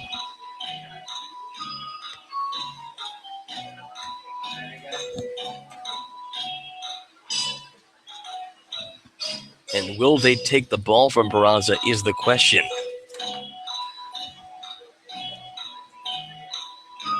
Bottom of the 6th, runners at second and third. It was a single from Devin Rose and a double from Devin Garcia that got us to the point where we are right now. However, prior to that, Peraza had retired. He had struck out the side, quite frankly, in the bottom of the 5th. So at that point, he looked his best. But now it's back to the top of the order. Connor Callery. Calorie, he's drawn 2 walks today, stolen a base. He's scored a run. One official at bat, he flew out to left field, but that was all the way back in the top of the first, or the bottom of the first, I should say, to lead off this game. So Calorie, he bats from the left side against the left-handed Peraza. Rose at third, Garcia at second.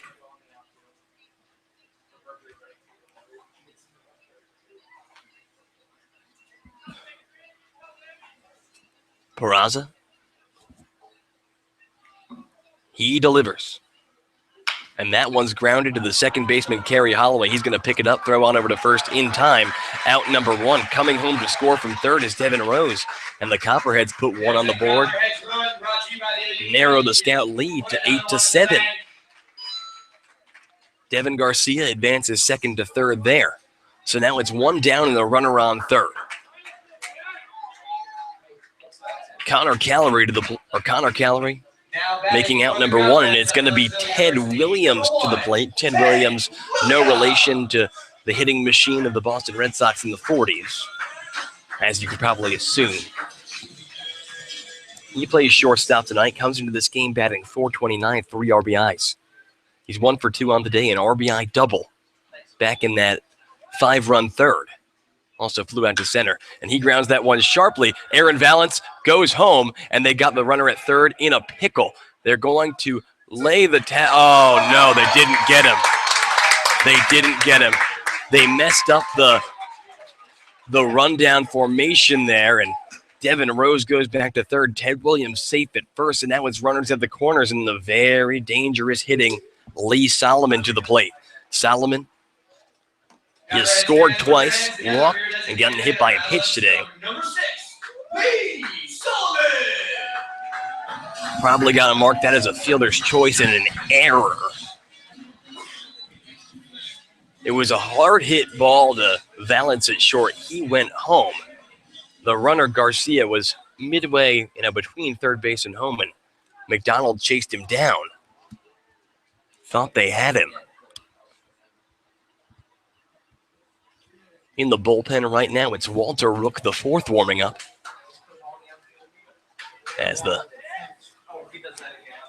Scouts with an 8-7 lead here, trying to hold it in a very precarious position with runners at first and third and just 1 out.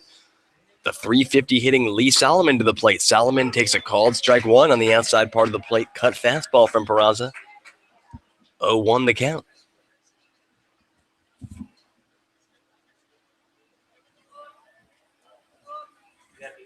Solomon has reached base every single time he's come up in this 2-game series against the Scouts thus far.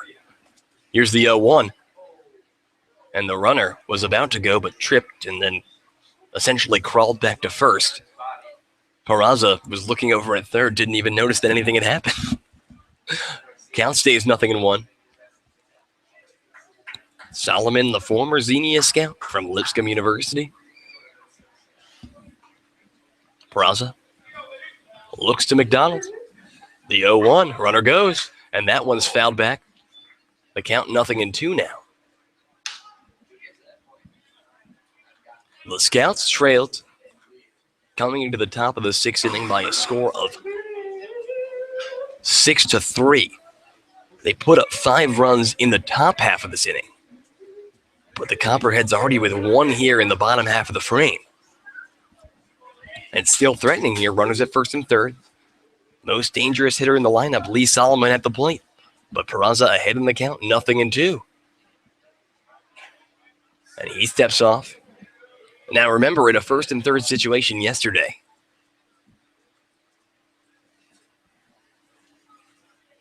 Southern Ohio perfectly pulled off the double steal to bring home a run. So that's something that the catcher McDonald's going to have to be aware of. And Peraza steps off again. Getting booed by the 5 people here at this game that didn't go home and watch the Cavs game when that started. Still halftime in that one.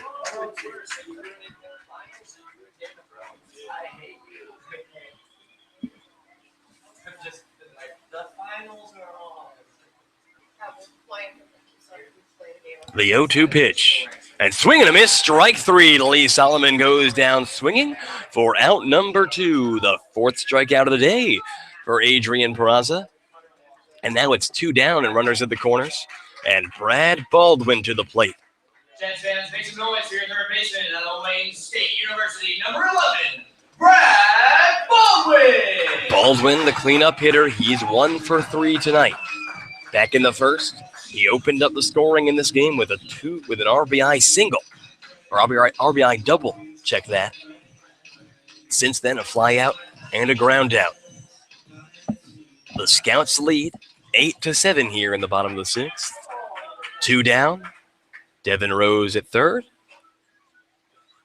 Ted Williams at first. And Evan McDonald's going to come out and have a word with the pitcher of Peraza.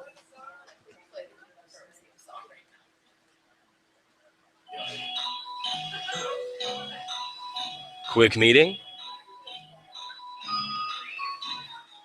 Over.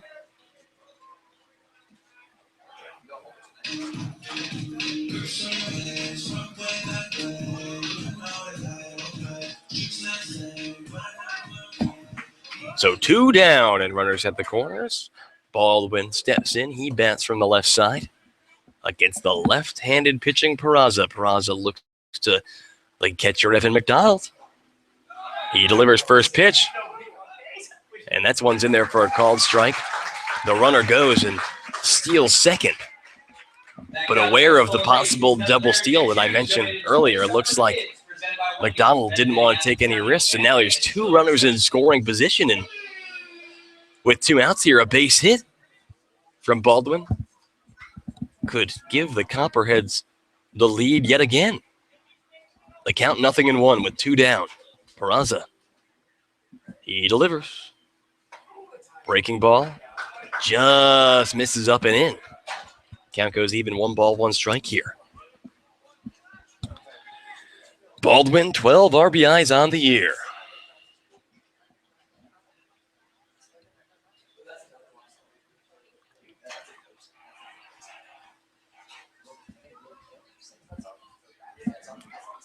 The 1-1 pitch. That one finds the zone for a called strike 2, so Peraza finds himself ahead in the count here. 1 ball, 2 strikes with 2 outs.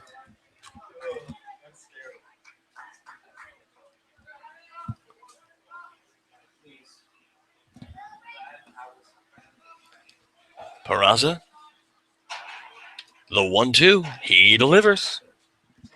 And that one low and in evens up the count, 2-2.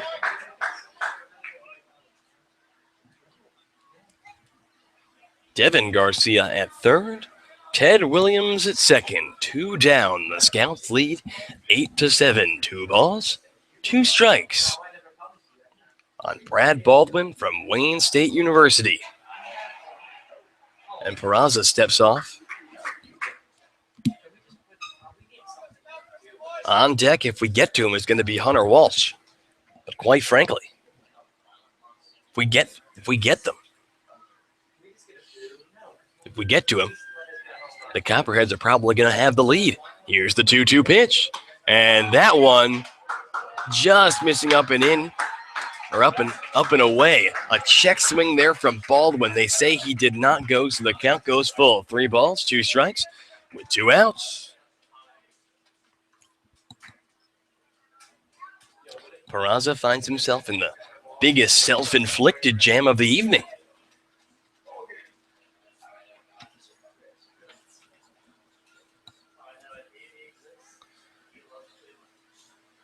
The 3-2 pitch from Peraza. Here it comes. And that one's upstairs, ball 4. So Brad Baldwin to first. Make some noise, Copperheads fans, with the bases loaded. Here comes your left fielder at the University of North Dakota, number 23, Hunter Walsh. The bases are loaded here with 2 outs in the bottom of the 6th inning. And Hunter Walsh to the plate. Hunter Walsh from the University of North Dakota. He bats .357 on the year. He picked up his 6th double of the young season back in the 3rd inning. Came around to score. Since then, he has struck out. Also flew out in the 1st. He was the first strikeout victim of Adrian Peraza this game. First pitch from Adrian, and that one fouled hard. First base line out of play. Count 0-1.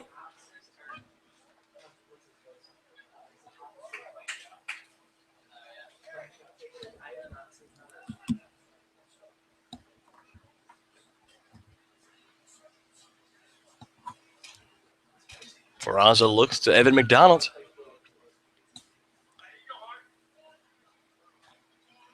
The 0-1. And that one fouled back over the screen again. So Peraza finds himself ahead in this count, 0-2.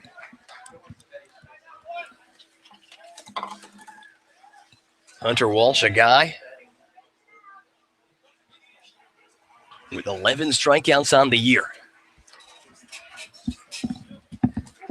Adrian Peraza would like a strikeout, but just getting him out would seem to be quite enough in this situation. The base is loaded. 2 outs, no balls, 2 strikes. Peraza, he sets and he delivers. That one in there for a called strike 3. He got him looking. No runs, or 1 run on 2 hits, and 3 men left aboard. We have played 6 innings of baseball, and the Scouts lead by a score of 8-7. Don't go anywhere. We will be right back. You are listening to the Xenia Scouts Radio Network.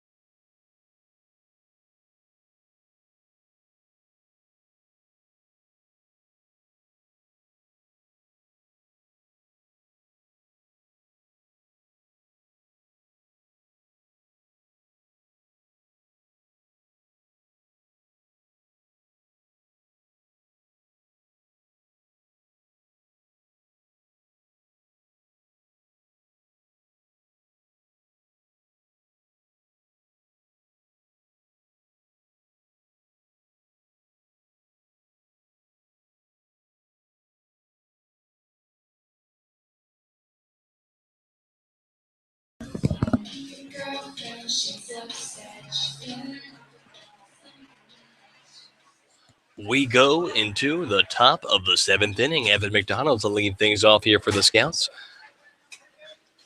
They lead by a score of 8-7. First pitch to McDonald. Breaking ball taken as a called strike on the outside of the plate. McDonald having himself quite a day already. He's 2 for 3 with a pair of doubles. It's 5 doubles on the season now. He's come around to score 2 runs. The 0-1. And that one plunks him on the outside shoulder. So he's going to take his base. And I've seen more hit batsmen this series than probably I'll ever see again.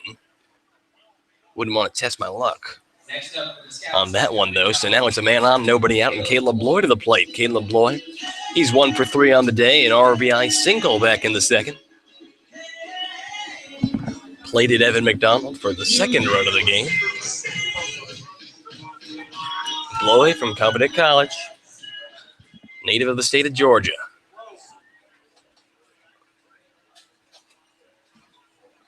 First pitch to him, and that one's way up and way, not that much in, but Bloy ducking sort of out of the way.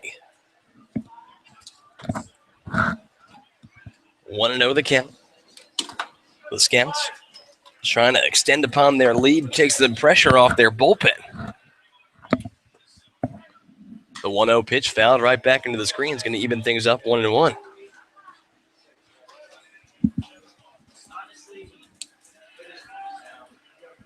On a night where, we were hoping to catch some of the Cavs game, maybe looking to not be possible, but the score right now, 54-52, with 9 minutes and 33 seconds remaining in the third. We'll see if we can even catch any of it.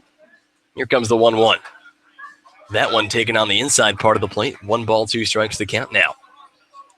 The Scouts finally have a day off tomorrow, but they'll be back in action on Tuesday against the Lake Erie Monarchs. That'll be at 7:05 Eastern Standard Time on Tuesday. We hope to catch you for that one. You're on the Xenia Scouts Radio Network. The 1-2 pitch, and that one's lifted into deep right field. Going back, the right fielder, Devin Rose, but he's under it at the track. Makes the catch for out number 1. Mark it as an F9 in your books, and that's 1 down and 1 on now. It's going to go to Kerry Holloway. Holloway is 0 for 1 on the day. He grounded out to short in the 4th. He's also walked a couple of times, came around to score. In the top half of the 6th, of course, the top half of the 6th being when the Scouts managed to put on a 5 spot. And I got to appreciate the assigned walk-up music here given by the home team, the Copperheads. He just got Kiss the Girl from The Little Mermaid. Definitely an interesting selection. And he bunts one right down the third base line, but it's going to go foul. Looked like it had a chance there.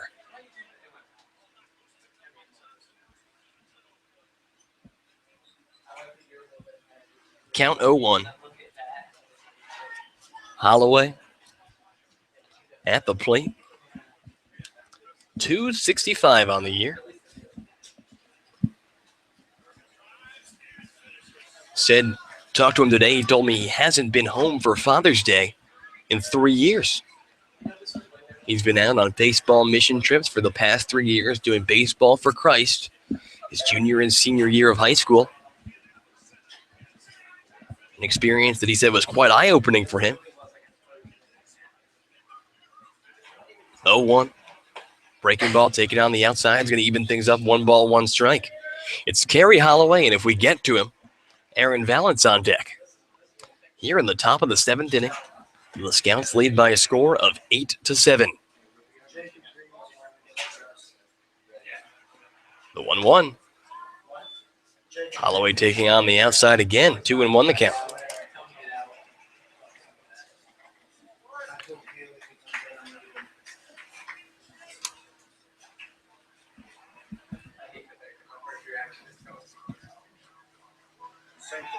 Her first reaction was fuck. Mine was if he comes in and leaves in the year, just tumble it out. 2-1.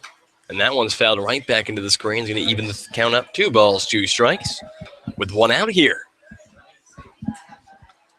The Scouts trying to go over 500 for the first time this season.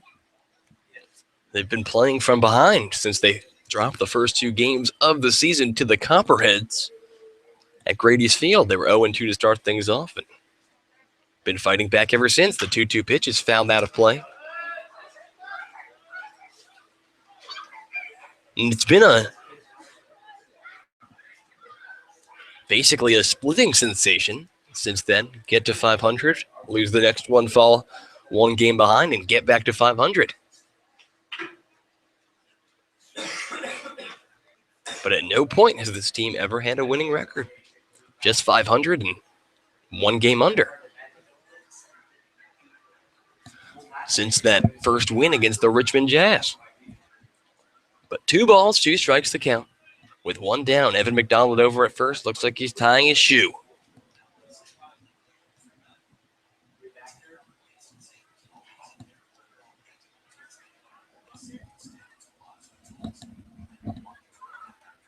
Holloway, he awaits the pitch. 2-2, and that one is ripped foul. So staying alive in this at bat, really working the count here against James West is Kerry Holloway. Holloway, who's picked up a number of walks.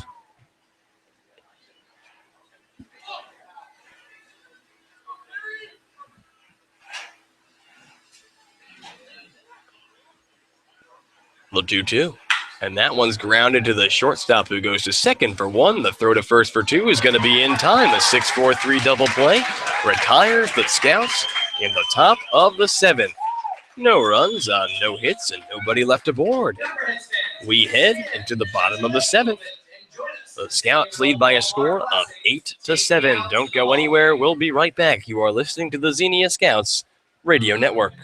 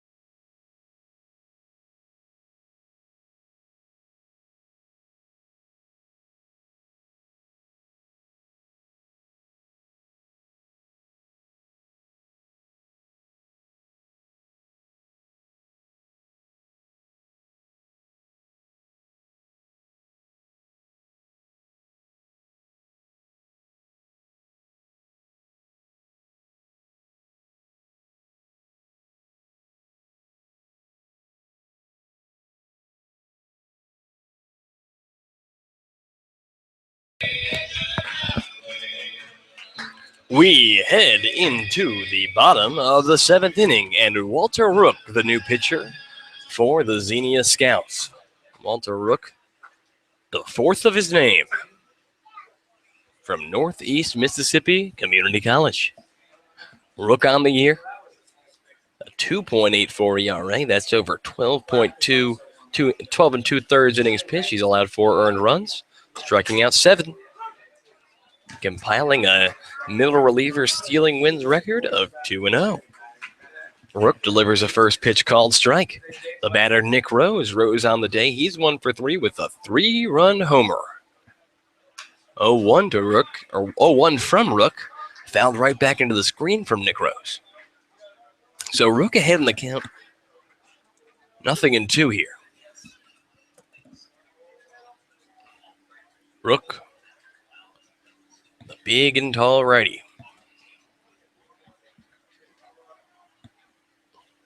0-2. That's way up and way away, and McDonald gets up and gets in front of it.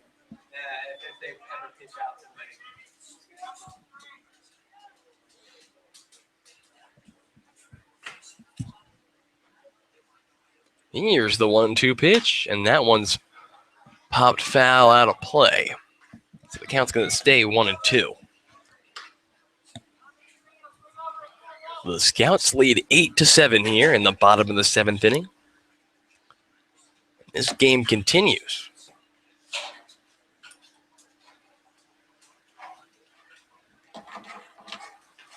The 1-2 pitch. That one's in at the feet. Evens up the count, 2-2. Rook's last time out.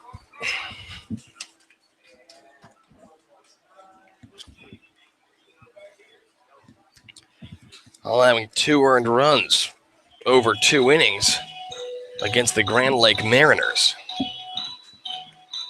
And time is called as Evan McDonald looks like he has to go out and switch some equipment. Something like that. We're going to go to break.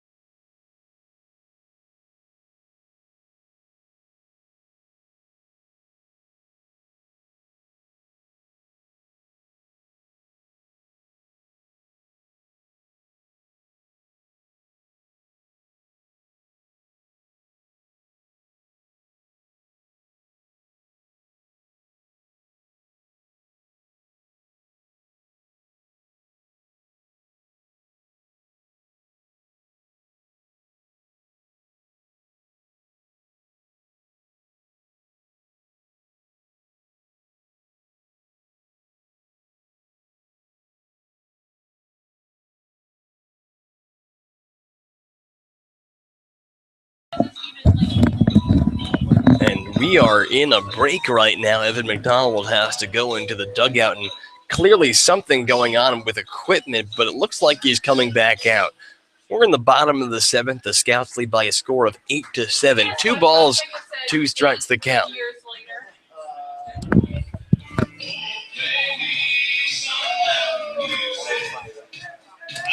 later. Nick Rose comes back into the box with a score of, or with a count of 2-2.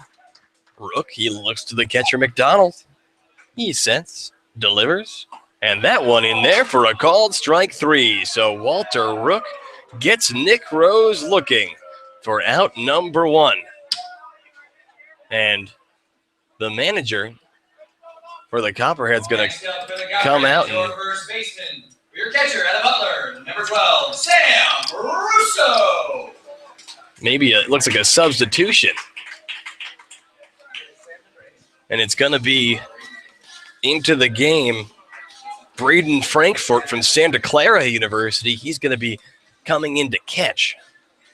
Frankfurt yesterday, the starting catcher.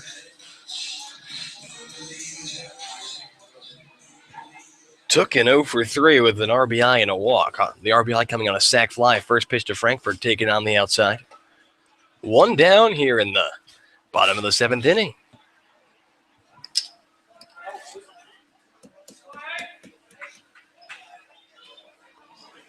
Want to know the count, the pitch, and that one's popped foul over the screen. Evens up the count, 1-1.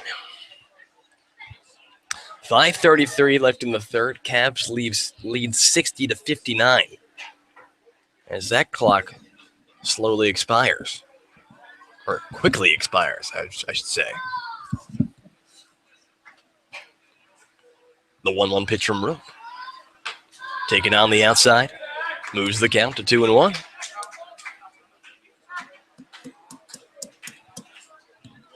One down in the bottom of the 7th inning. Braden Frankfurt in for Sam Russo.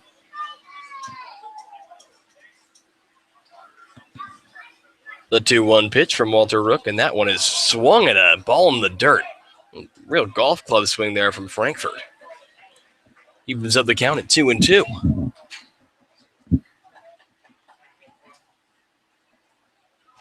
Two balls, 2 strikes, 1 out.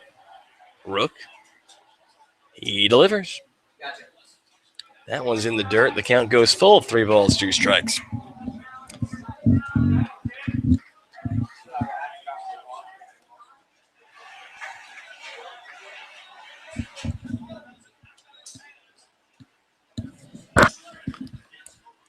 Three and 2.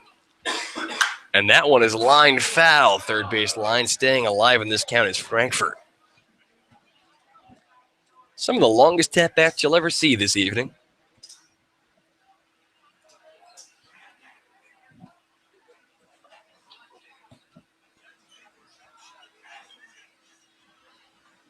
The 3-2 again. That one finds the zone, a called strike 3. So 2 batters have come to face Walter Rook here in the bottom of the 2nd. Both of them go back to the dugout after striking out looking. And Walter Rook, a really young gun from Northeast Mississippi Community College. 2 up, 2 down with a couple of strikeouts, and he has to face off against Devin Rose. Number 10, Devin Rose. Devin Rose of Wayne State on the day, 1 for 3. Single, ground out to short, strikeout looking. First pitch finds the zone, a called strike. My bad,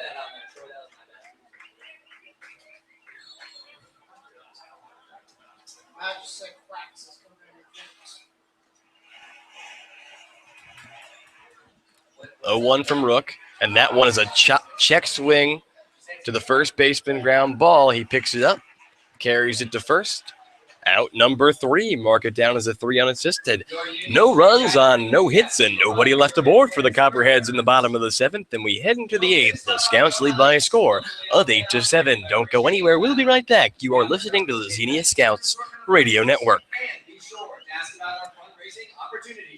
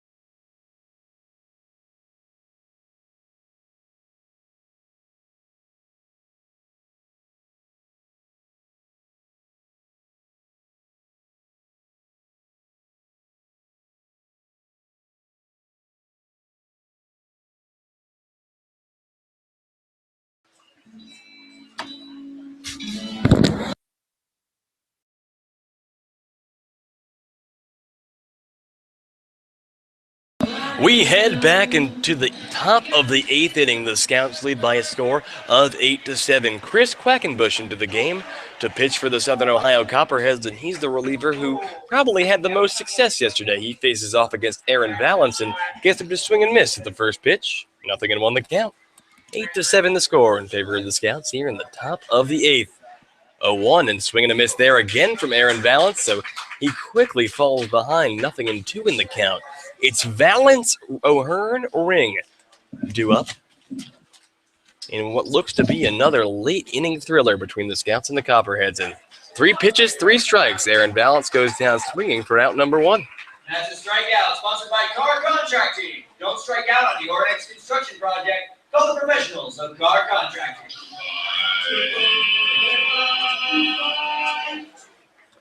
Now batting for the Scouts at Hillsdale College, number 4, Ryan O'Hearn. So now O'Hearn to the plate. Ryan take the first pitch into left field. The left fielder chasing it.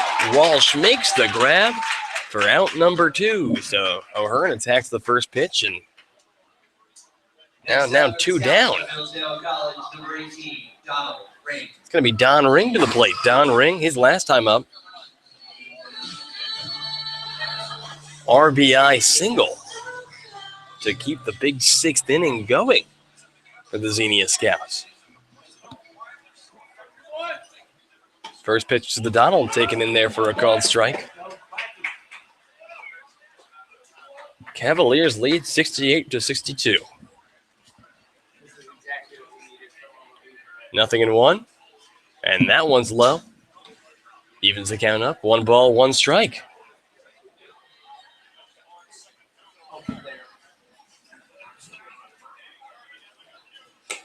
Don swings at some upstairs Chen. Falls behind in the count. 1 ball, 2 strikes here.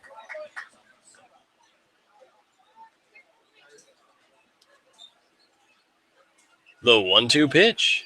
And that one in the dirt. Evens up the count. 2-2. Don on the day. 1 for 4. The RBI single being the only hit he's had on the day. He comes into this game batting .286.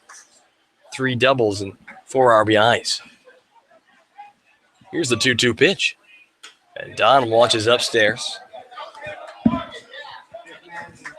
we saw that thing. Steph Curry had a block today. 3 balls, 2 strikes, 2 outs. Quackenbush. He delivers. And that one, low ball 4, gets past the new catcher Frankfurt. And now it's a man on and 2 down. And Jeremy Barth comes to the plate. Cavs haven't won a title in their 45 years of existing. Browns, 1 of 4 teams that hasn't been to the Super Bowl.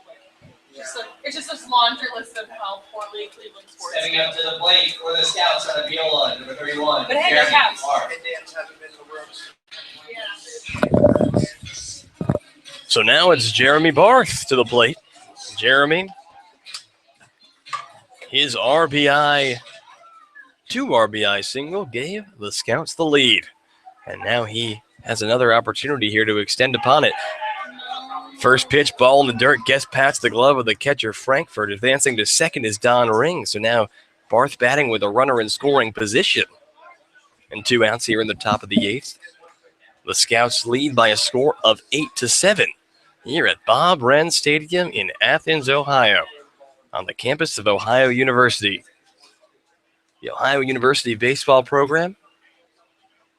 It's where Mike Schmidt played. Mike Schmidt, the legendary Philadelphia Philly, probably the greatest player in franchise history for that Phillies team. And the 1-0 is lifted into deep right field. Back is Devin Rose, and he's going to make the catch at the warning track, and that ball was higher than it was long. So no runs on no hits and 1 man left aboard in the top of the 8th. We go to the bottom of the 8th. The Scouts lead by a score of 8-7. Don't go anywhere. We'll be right back. You are listening to the Xenia Scouts Radio Network. Sustainably drafted with purpose. Make sure to try one today.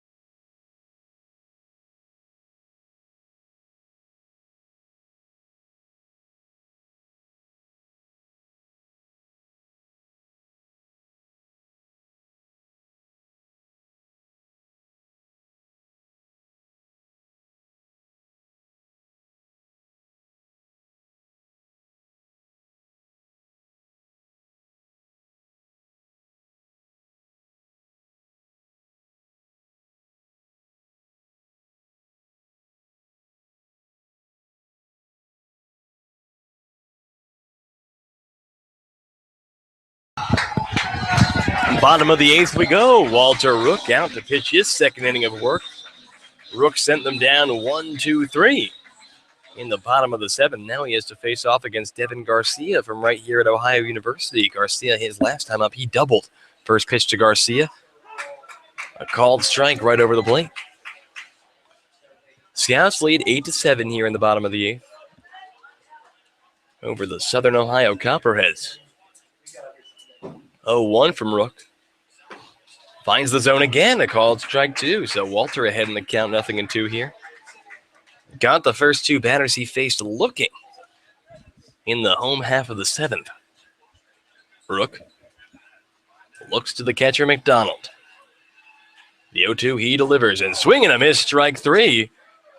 And that's the 3rd strikeout of the day for Walter Rook, and 1 up, 1 down here in the bottom of the 8th. And that's going to go back to the top of the order. And Connor Callery. Number 3, Connor Callery. Callery on the day, 0 for 2 with 2 walks. He's scored a run.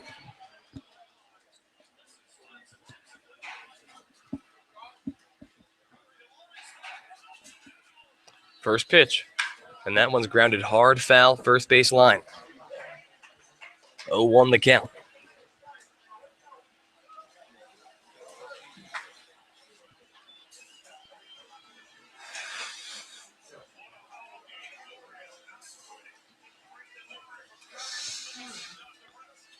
Nothing in 1, and that one's lifted into deep left field. Chasing back into left center field is the center fielder Ryan O'Hearn, who makes the grab for out number 2.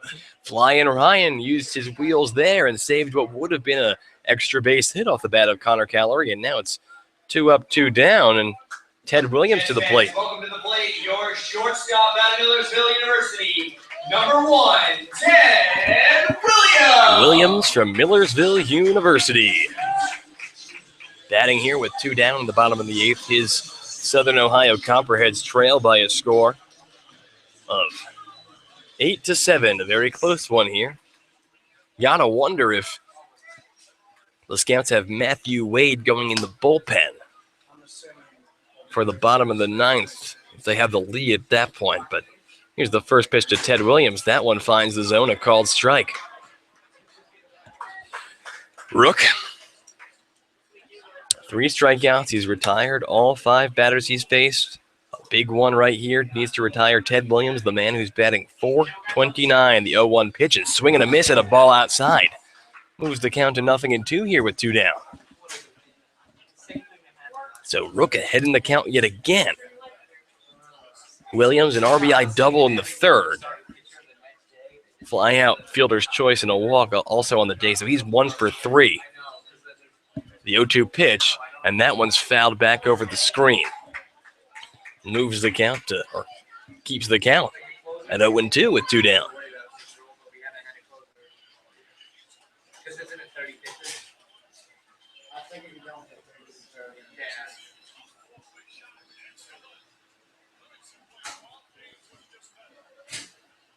The 0-2. Taken in at the knees. Moves the count to 1-2. Here in the bottom of the 8th, 1 ball, 2 strikes with 2 outs, nobody on. Ted Williams versus Walter Rook, the 1-2 pitch, and that one's taken on the outside ball too.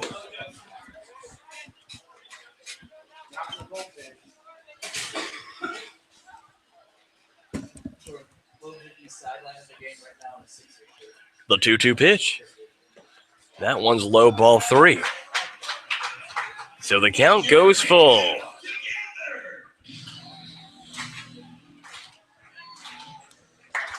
Three balls, 2 strikes, 2 outs. Walter Rook. He looks to the catcher, McDonald. He has the sign he wants. He sets, delivers, and that one is fouled. Out of play on the third base side, so Ted Williams working Walter Rook, if nothing else. And the count stays at 3-2.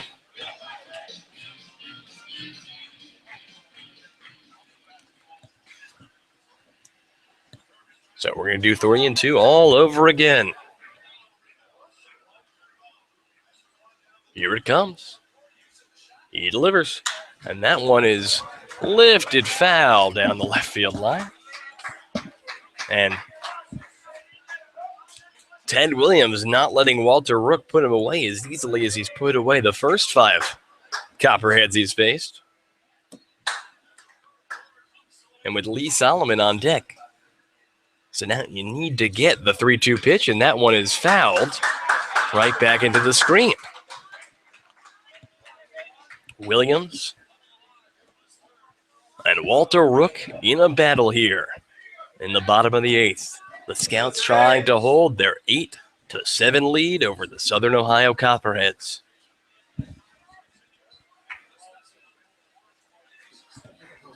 The 3-2 pitch.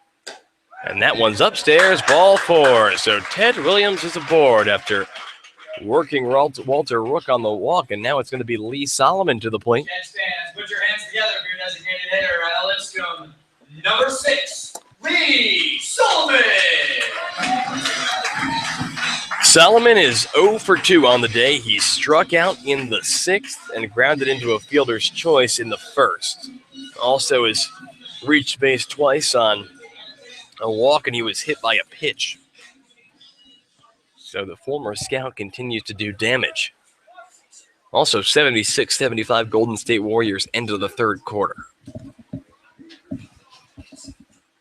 Solomon, he bats from the right side against the right-handed pitching Rook. First pitch, and he fouls that one first base line out of play. Rook yet to allow a hit. 3 strikeouts, a ground out and a fly out, 1 walk issued. Facing his 7th batter of the evening, Lee Solomon. 0-1. The runner at first takes his lead.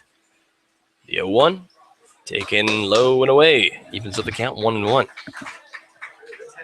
Solomon, a guy who had quite a year at Lipscomb. He batted .370 with 50 RBIs.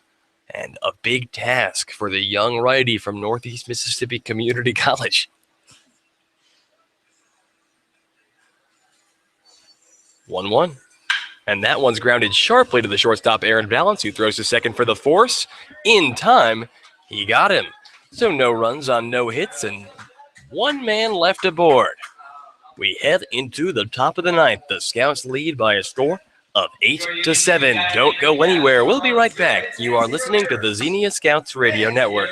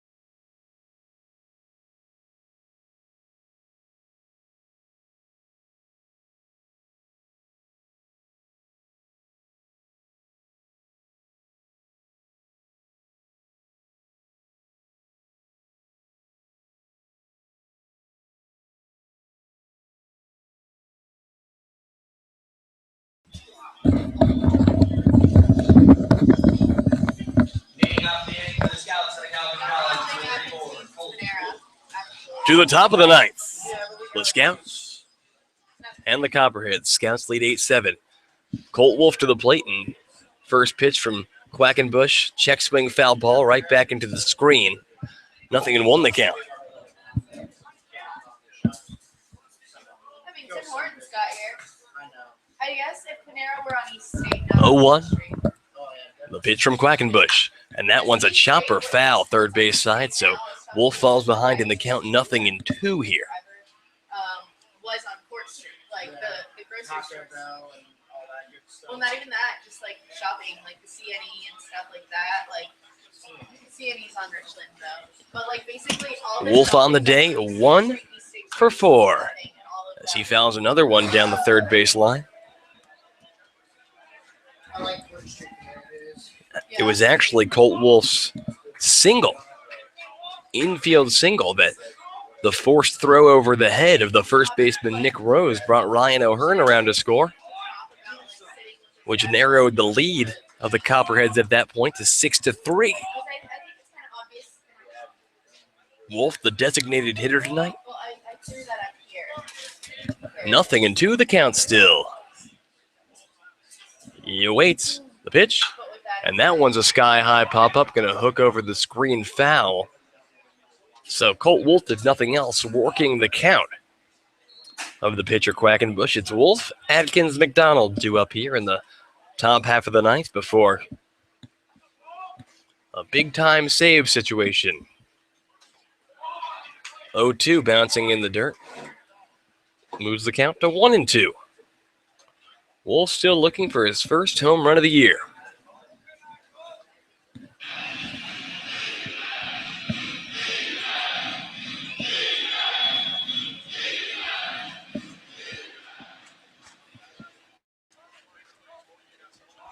The 1-2 pitch. And Colt Wolf sky high in foul ground. Will it go over the net behind? Yes, it will. So Colt Wolf certainly staying alive. The score 8-7 in favor of the Scouts over the Copperheads here in the top of the ninth. 1 ball, 2 strikes. The Scouts trying to really advance their lead. They need some insurance runs, quite frankly. Don't want to put, I don't know if they're going to bring in the closer Matthew Wade, but as we wait 1-2 and swing and a miss, but it gets past the catcher, Russo. Colt Wolf going over to first, and he's going to be safe at first on a drop third strike. So you don't see it often, but you saw it there. Colt Wolf's aboard with a K. And so nobody out and a runner on, and Chandler Atkins to the plate. Atkins. Next up for the Scouts, let's go number 21, Chandler Atkins. Atkins 1 for 3. He singled back in the second, came around to score. Also walked hitless since then. 1-0 the count. He delivers. And swing and a miss there from Chandler is going to even the count up. 1 ball, 1 strike here on June 19th, 2016. As 2 teams from Ohio face off on a day that a major sports championship might just be brought back to the state of Ohio. Downstairs moves the count 2-1. And I guess the Cincinnati Reds won in the 90s. So you can count that. And if you really want to start counting other sports, Ohio State obviously won in college football, but we're talking professional sports here in the tortured city of Cleveland.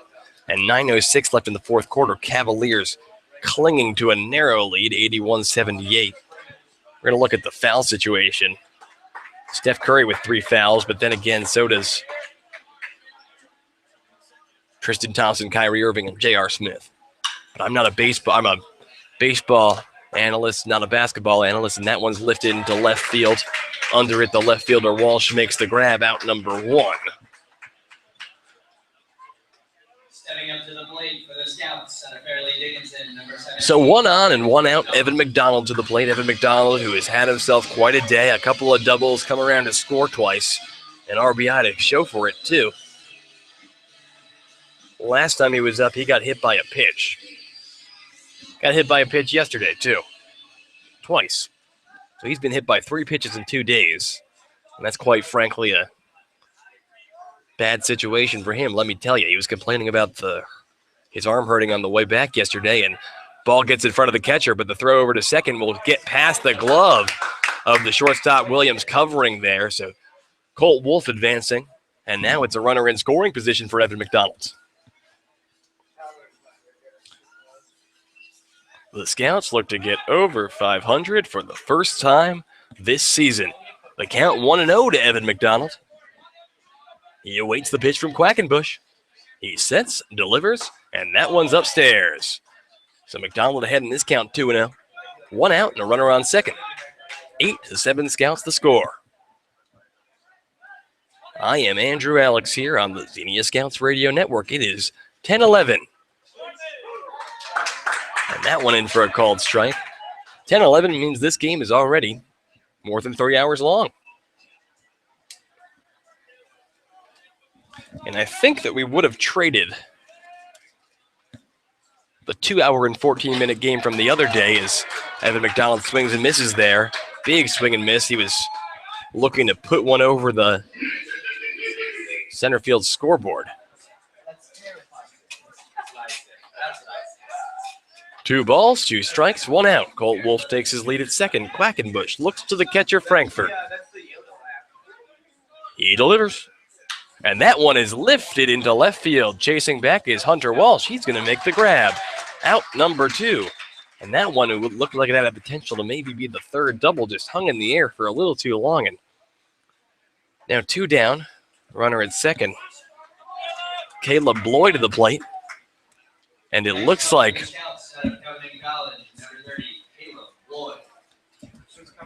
the manager here going to come out and have a word. And he's going to take the ball from Quackenbush. So we're going to have a pitching change here. And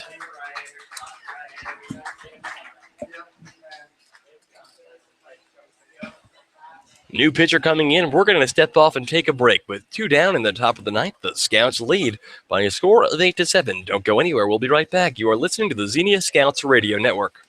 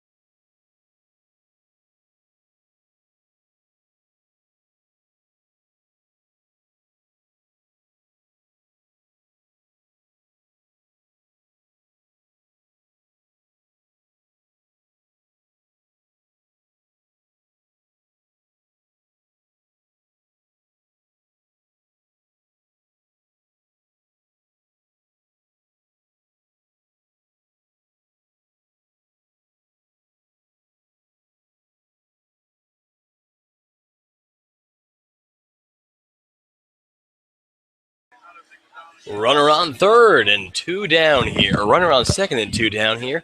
Caleb Bloy to the plate. Connor McMahon into pitch, and he actually played a position yesterday. He was the starting left fielder yesterday, and he went 1 for 4 with a single. But now we get an opportunity to see. This is Connor McMahon, obviously, from Ohio University. Right here in Athens. Facing off against Caleb Bloy, who has an opportunity to extend the Scout lead here with an extra base hit. The count 0-1 with 2 down. McMahon, he looks back. He delivers. That one bounces in the dirt. Not enough to get Colt Wolf over. Evens up the count. 1 ball, 1 strike here with 2 down.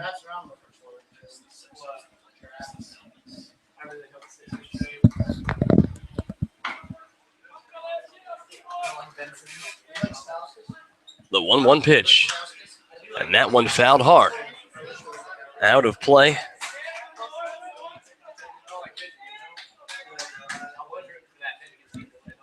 The count goes 1 ball, 2 strikes.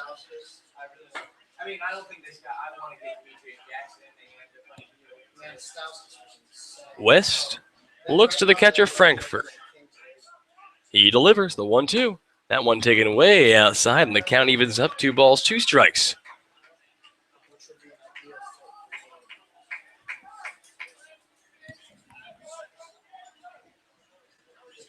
Caleb Bloy looking to pick up his second hit of the day. He's 1 for 4 already.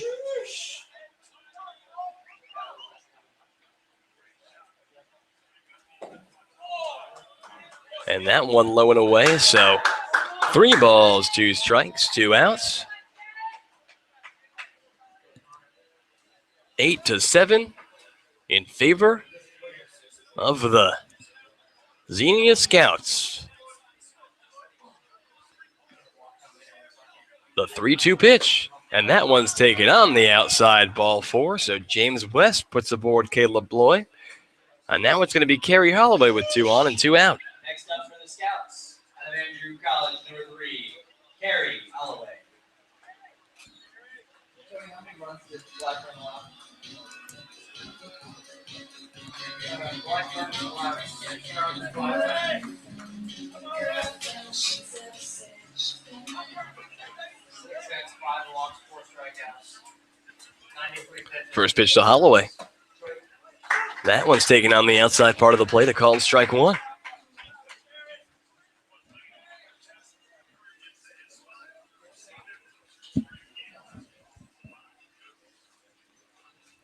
Colt Wolf's at second, Caleb Bloy at first. The 0-1 pitch. And that one bouncing in the dirt is going to even the count up 1-1. Holloway on the day. He has reached twice. Both times on walks, scored in the bottom of the 6th, or top of the 6th, I should say.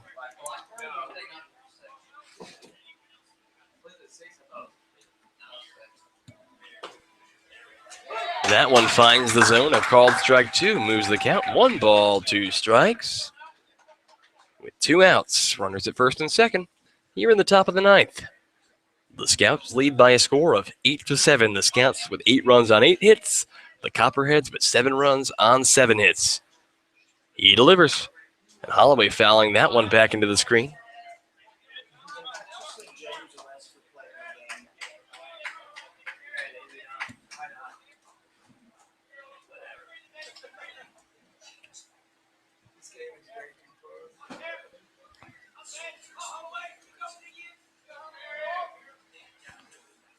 Holloway awaits the 1-2. And that one's taken on the outside. Looking like Spider-Man out there is Frankfurt, preventing that ball from going to the backstop. And the count evens up 2 balls, 2 strikes with 2 outs.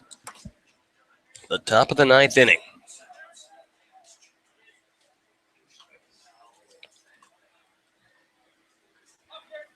Holloway awaits the 2-2 pitch from Connor McMahon. McMahon, he delivers.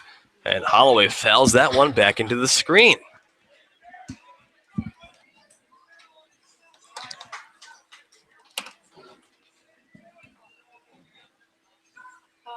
you want to read this? It just needs a stat line. It's the feature story in College Day Feature. 2-2. 2 balls, 2 strikes, 2 outs. Here it comes. That one's taken on the outside, ball 3. Hear it. So full count on Kerry Holloway. Let's find a way to make this walk up more obvious that it's his walk up that I'm mentioning. The 3-2 pitch. Like the mountain music. The runners go.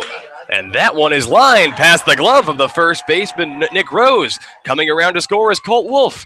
Maybe not. And an RBI double for Kerry Holloway extends the lead for the Scouts to 9-7. And I talked about how they needed those insurance runs. And Kerry Holloway providing at least 1 more run of insurance right there. And that was a very, very well-placed ball and just to the right between the foul line on the first base line and the glove of the diving first baseman, Nick Rose. Brings home Colt Wolf. And, just a very clutch RBI double there. So now it's Aaron Valance. Valance watches upstairs. It's runners at second and third with 2 outs. And Kerry Holloway, talk about that at bat. He just really drew that at bat as long as possible. Really and truly. just fought and battled, and as Valance fouls that one back into the screen, evens things up. 1 ball, 1 strike with 2 down. But he battled and battled and eventually got the pitch he wanted. The 1-1. Swing and a miss from AV.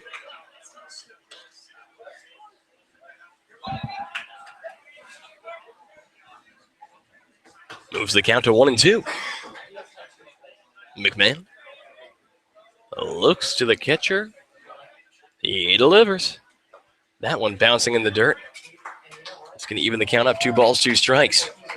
Good. Okay, just meet the stat line. I think that's it. Like I like how I ended it.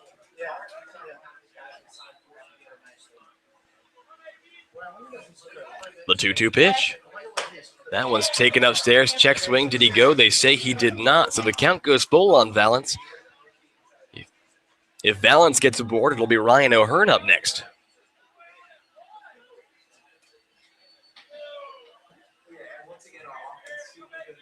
The 3-2 pitch. And that one's taken upstairs, ball 4. So now the base is loaded for Ryan O'Hearn. Here in the top of the 9th inning, the Scouts lead 9-7. I think I could probably get a quote from Nick Rose in there. Like I could push one in there. It doesn't need it. But should I do it anyway? So now it's to the top of the order and fly in Ryan O'Hearn. Caleb Bloys at 3rd. Gary Holloway at 2nd. Aaron Valance at 1st. 2 down in the top of the 9th inning. The Scouts lead by a score of 9-7. O'Hearn takes the first pitch on the inside part of the plate, a called strike. Also, 5 minutes remaining in the NBA Finals. The Cavaliers trailing the Warriors by 1. If that matters to you. The 0-1 pitch, and that's taken on the inside. The count's going to even up 1-1. How did we get here? Colt Wolf struck out, but reached on a drop 3rd strike, and then it was doubled in by Kerry Holloway on an RBI double. That one finds the inside part of the plate.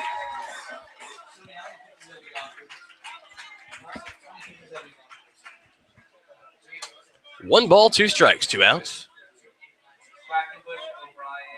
O'Hearn, he awaits the 1-2, and that one is grounded up the middle to the shortstop. He's going to throw to first in time for out number 3.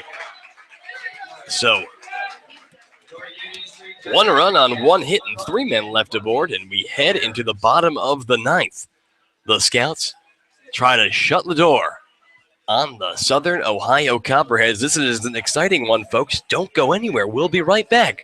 You are listening to the Xenia Scouts Radio Network.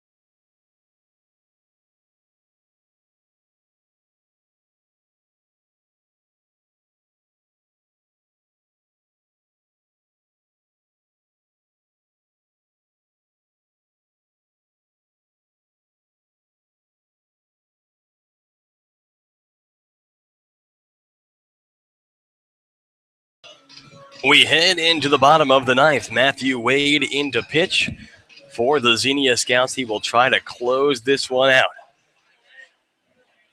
First pitch from Wade to Brad Baldwin. Big swing and a miss there from Baldwin.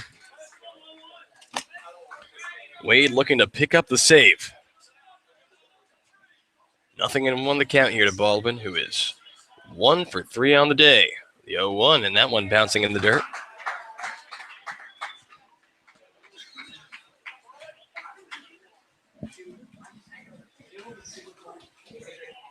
One ball, one strike. 9-7, Xenia Scouts is the score. If the Cavs win, we're yelling. Oh. The 1-1 pitch, and that one check swing. Did he go? They say he did. Strike number 2. As Matthew Wade trying to close this one out. The fireballer from Southeast Missouri State University. He delivers the 1-2 pitch, and that one is lined hard foul. Third base line. Staying alive in the count is Brad Baldwin.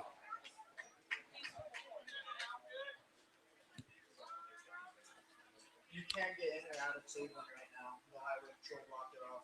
The city said The 1-2. That one on the inside gets past McDonald. Count evens up 2-2. you can't get out. It is sports night in the state of Ohio. The 2-2 pitch. And swing and a miss. He got him swinging. Strike number 3, out number 1. 1 up, 1 down for Matthew Wade. And now Hunter Walsh coming to the plate. Bottom of the 9th. The Scouts lead 9-7. Andrew Alex here. 1 down. Hunter Walsh to the plate to face off against Matt Wade. Walsh.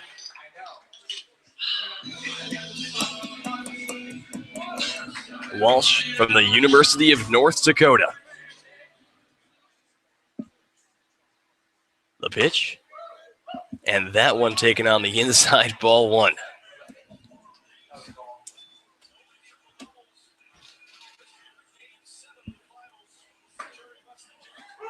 Wade finds the zone there, called strike.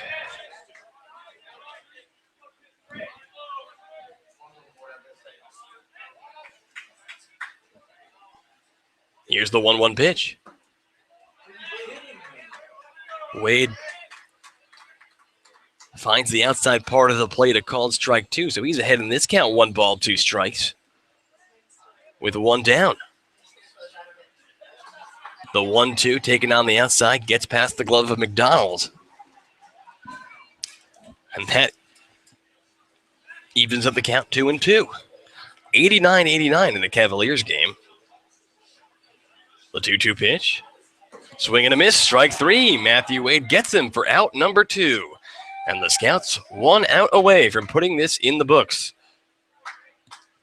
Next up for the Copperheads, your first baseman at Shawnee State University, number 27, Nick Rose. So with 2 down in the bottom of the 9th inning, the Scouts with a 2-run lead. It's going to be Nick Rose to the plate.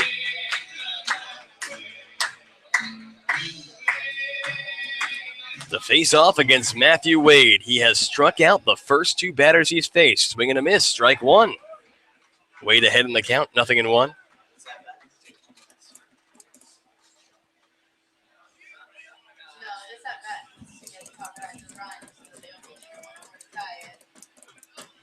Why so we can go in an extra inning? No thanks.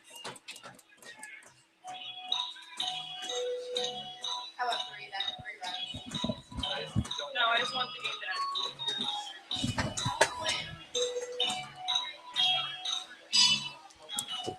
Already not getting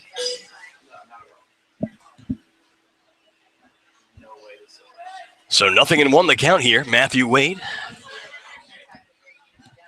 The pitch. Swing and a miss there. So 0-2 the count. 1 away.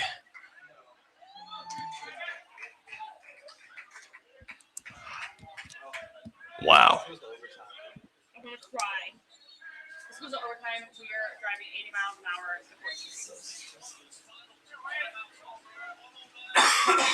The 0-2 pitch from Matthew Wade, and that one is grounded slowly to the second baseman, Kerry Holloway, who's going to throw it underhand to Caleb Loy for out number 3. That is all she wrote here tonight, folks. Your Scouts win by a score of 9-7. The Scouts with 9 runs on 9 hits and 1 error.